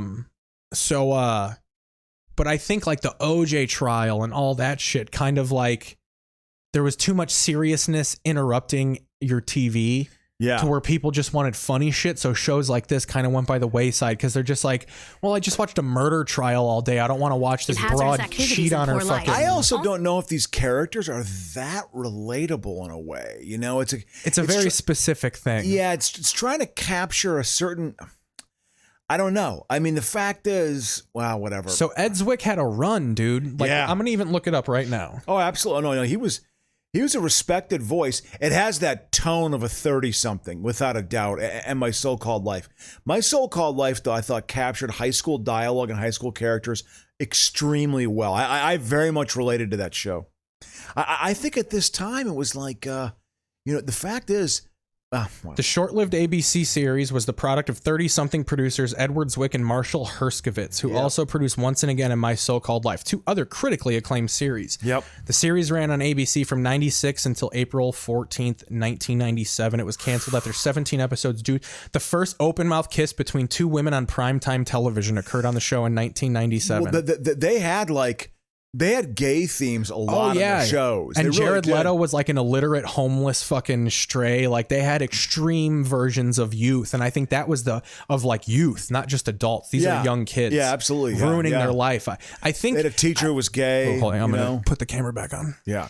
No, they had a teacher who was gay. I mean, they had gay themes in 30-something. They had like men being in bed together, which was like, that was deemed pretty like, whoa, this is kind of risque. I also think there was still this delusion to the world people still wanted to facilitate where like, if you show that children can't read and there's gay people having unprotected sex because they don't want to admit that they're gay, like I think that was just something of just like, no, don't talk about that. Like, a lot of those shows, it was kind of personal. That's like, not entertaining. Why are you trying to get me to support this? I don't want this in my life. Kind of like an overall don't say gay type of shit of like, I don't even want to see it. Yeah. step by step, Boy Meets World. I want that type of shit. And I even sometimes say it of like, what happened to entertainment entertaining you? Yeah. There's a line of like too much reality versus fake TV show. And remember when something was just kind of fun? It was just kind of fun. You know, I don't know. I wrestle with that. Is this Madonna's daughter? Ed Zwick did About Last Night. No. That's what's her face, Armas. She's really good looking. She is this woman is a gorgeous woman. She truly is. What about Ed Zwick? Ed Zwick did About Last Night, Last Samurai. He's from Chicago. He did About Last Night. I think that was directed About Last Night. The movie? Directed by Edward Zwick. Wow. Okay. Yeah. If you ever watch it, that's the funnier version of what he does. He's very much a week or year in the life of a cast. He's an ensemble guy. Yeah. There's an overall vibe to the crew. Yes. They're all dealing with like some sort of like someone's cheating, someone's got cancer. Yeah. It's all like there's some real life in there. Yeah, but like immediate, like it's always starting out well. Yeah. Shit's going well. You're playing softball and then all of a sudden this train hits your life. Yep. So it's interesting. I think it's just I think it failed at the time. People didn't want that reality in their world. Did you ever see did you see About Last Night? I loved it as a kid. It's very much it captures mid-'80s Chicago. If you can look past the misogyny and all that, it still is a very funny movie. Yeah. Like the whole, you don't call a broad back. Did you say it before or after? Yeah. She a pro? Yeah. Calling women pros. Remember when you called a girl a pro? Yeah, absolutely. A pro. But that's interesting how at the time all these shows failed, but then looking back, people are like, these shows were fucking great. Yeah. But I think that, I don't know. Sometimes, honestly, Keith, sometimes something hits and sometimes it doesn't. 30-something very much hit the second half baby boomer demographic, and Big Chill is very much related to like why 30-something became a show. You know? It was, if you were born before 55, you didn't like 30-something. You were born after 55, you liked 30-something. There, you've heard it first from TV critic Adam Croce. You heard it first. You want to close it out? Yeah, we should close it out. I'm getting hungry. That's the show. I hope you enjoyed it. It was all over the place in a good way. Yeah, we're going to come back next time we see you, or if I do, I might do a solo show in the meantime. Got to talk about this new show on Netflix where they just show Asian kids making errands. It's just 2-year-olds in Japan making their first errand. So it's just toddlers walking down the street with backpacks. It's 10 minutes per episode. It's the most great thing ever. Wow. They cry if they forget where shit is. It's fucking insane. Wow. That was my example, and we'll close on this. The Japanese are so good at TV show ideas. They made the concept of a child walking an errand a 20-year. There's kids who were on this show who are adults, and their kids are now on it. Wow. It's like the kids say the darndest things of Japan. Do you think it's just like that innocent response of children? Is what and how happy they get when they fucking Alicia or Larry broke down because a girl had to pick up a watch for her mom and she forgot where the watch store was. So she comes back devastated. She fucking, and Alicia broke down. Like, yeah. Like, it's so sad watching these kids like lose it. God, but then they get so happy when they achieve it. Yeah. It's something like, it's like disturbed voyeurism. Don't they have that show in Japan too where they say, yeah, your parents are dead, and then the parents come back? Yeah, they probably do that. Whoa, can you imagine doing that? Anyway, guys, thanks for listening and Good watching. times. We'll be back whenever the fuck we'll be back. I'll let you know. KeithPazel.com for all the show stuff. KeithPazel.com/feeds to get your podcast version. Subscribe to the YouTube channel. Search This Is Keith Pazel. Tip us. We got the tip links here in the information of the video. KeithPazel.com/PPV to throw us a little scratch. We're completely funded by the fans, and we always will be. We'll see you next week or earlier. We love you. Like, subscribe, all that shit. Smash it, bruv.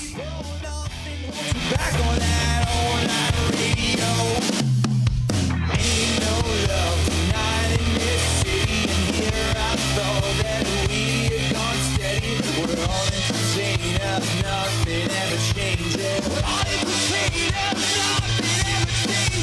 Ain't no love tonight in this city. And here I thought that we had gone steady. We're all in between us, nothing ever changes. All in between us, nothing ever changes.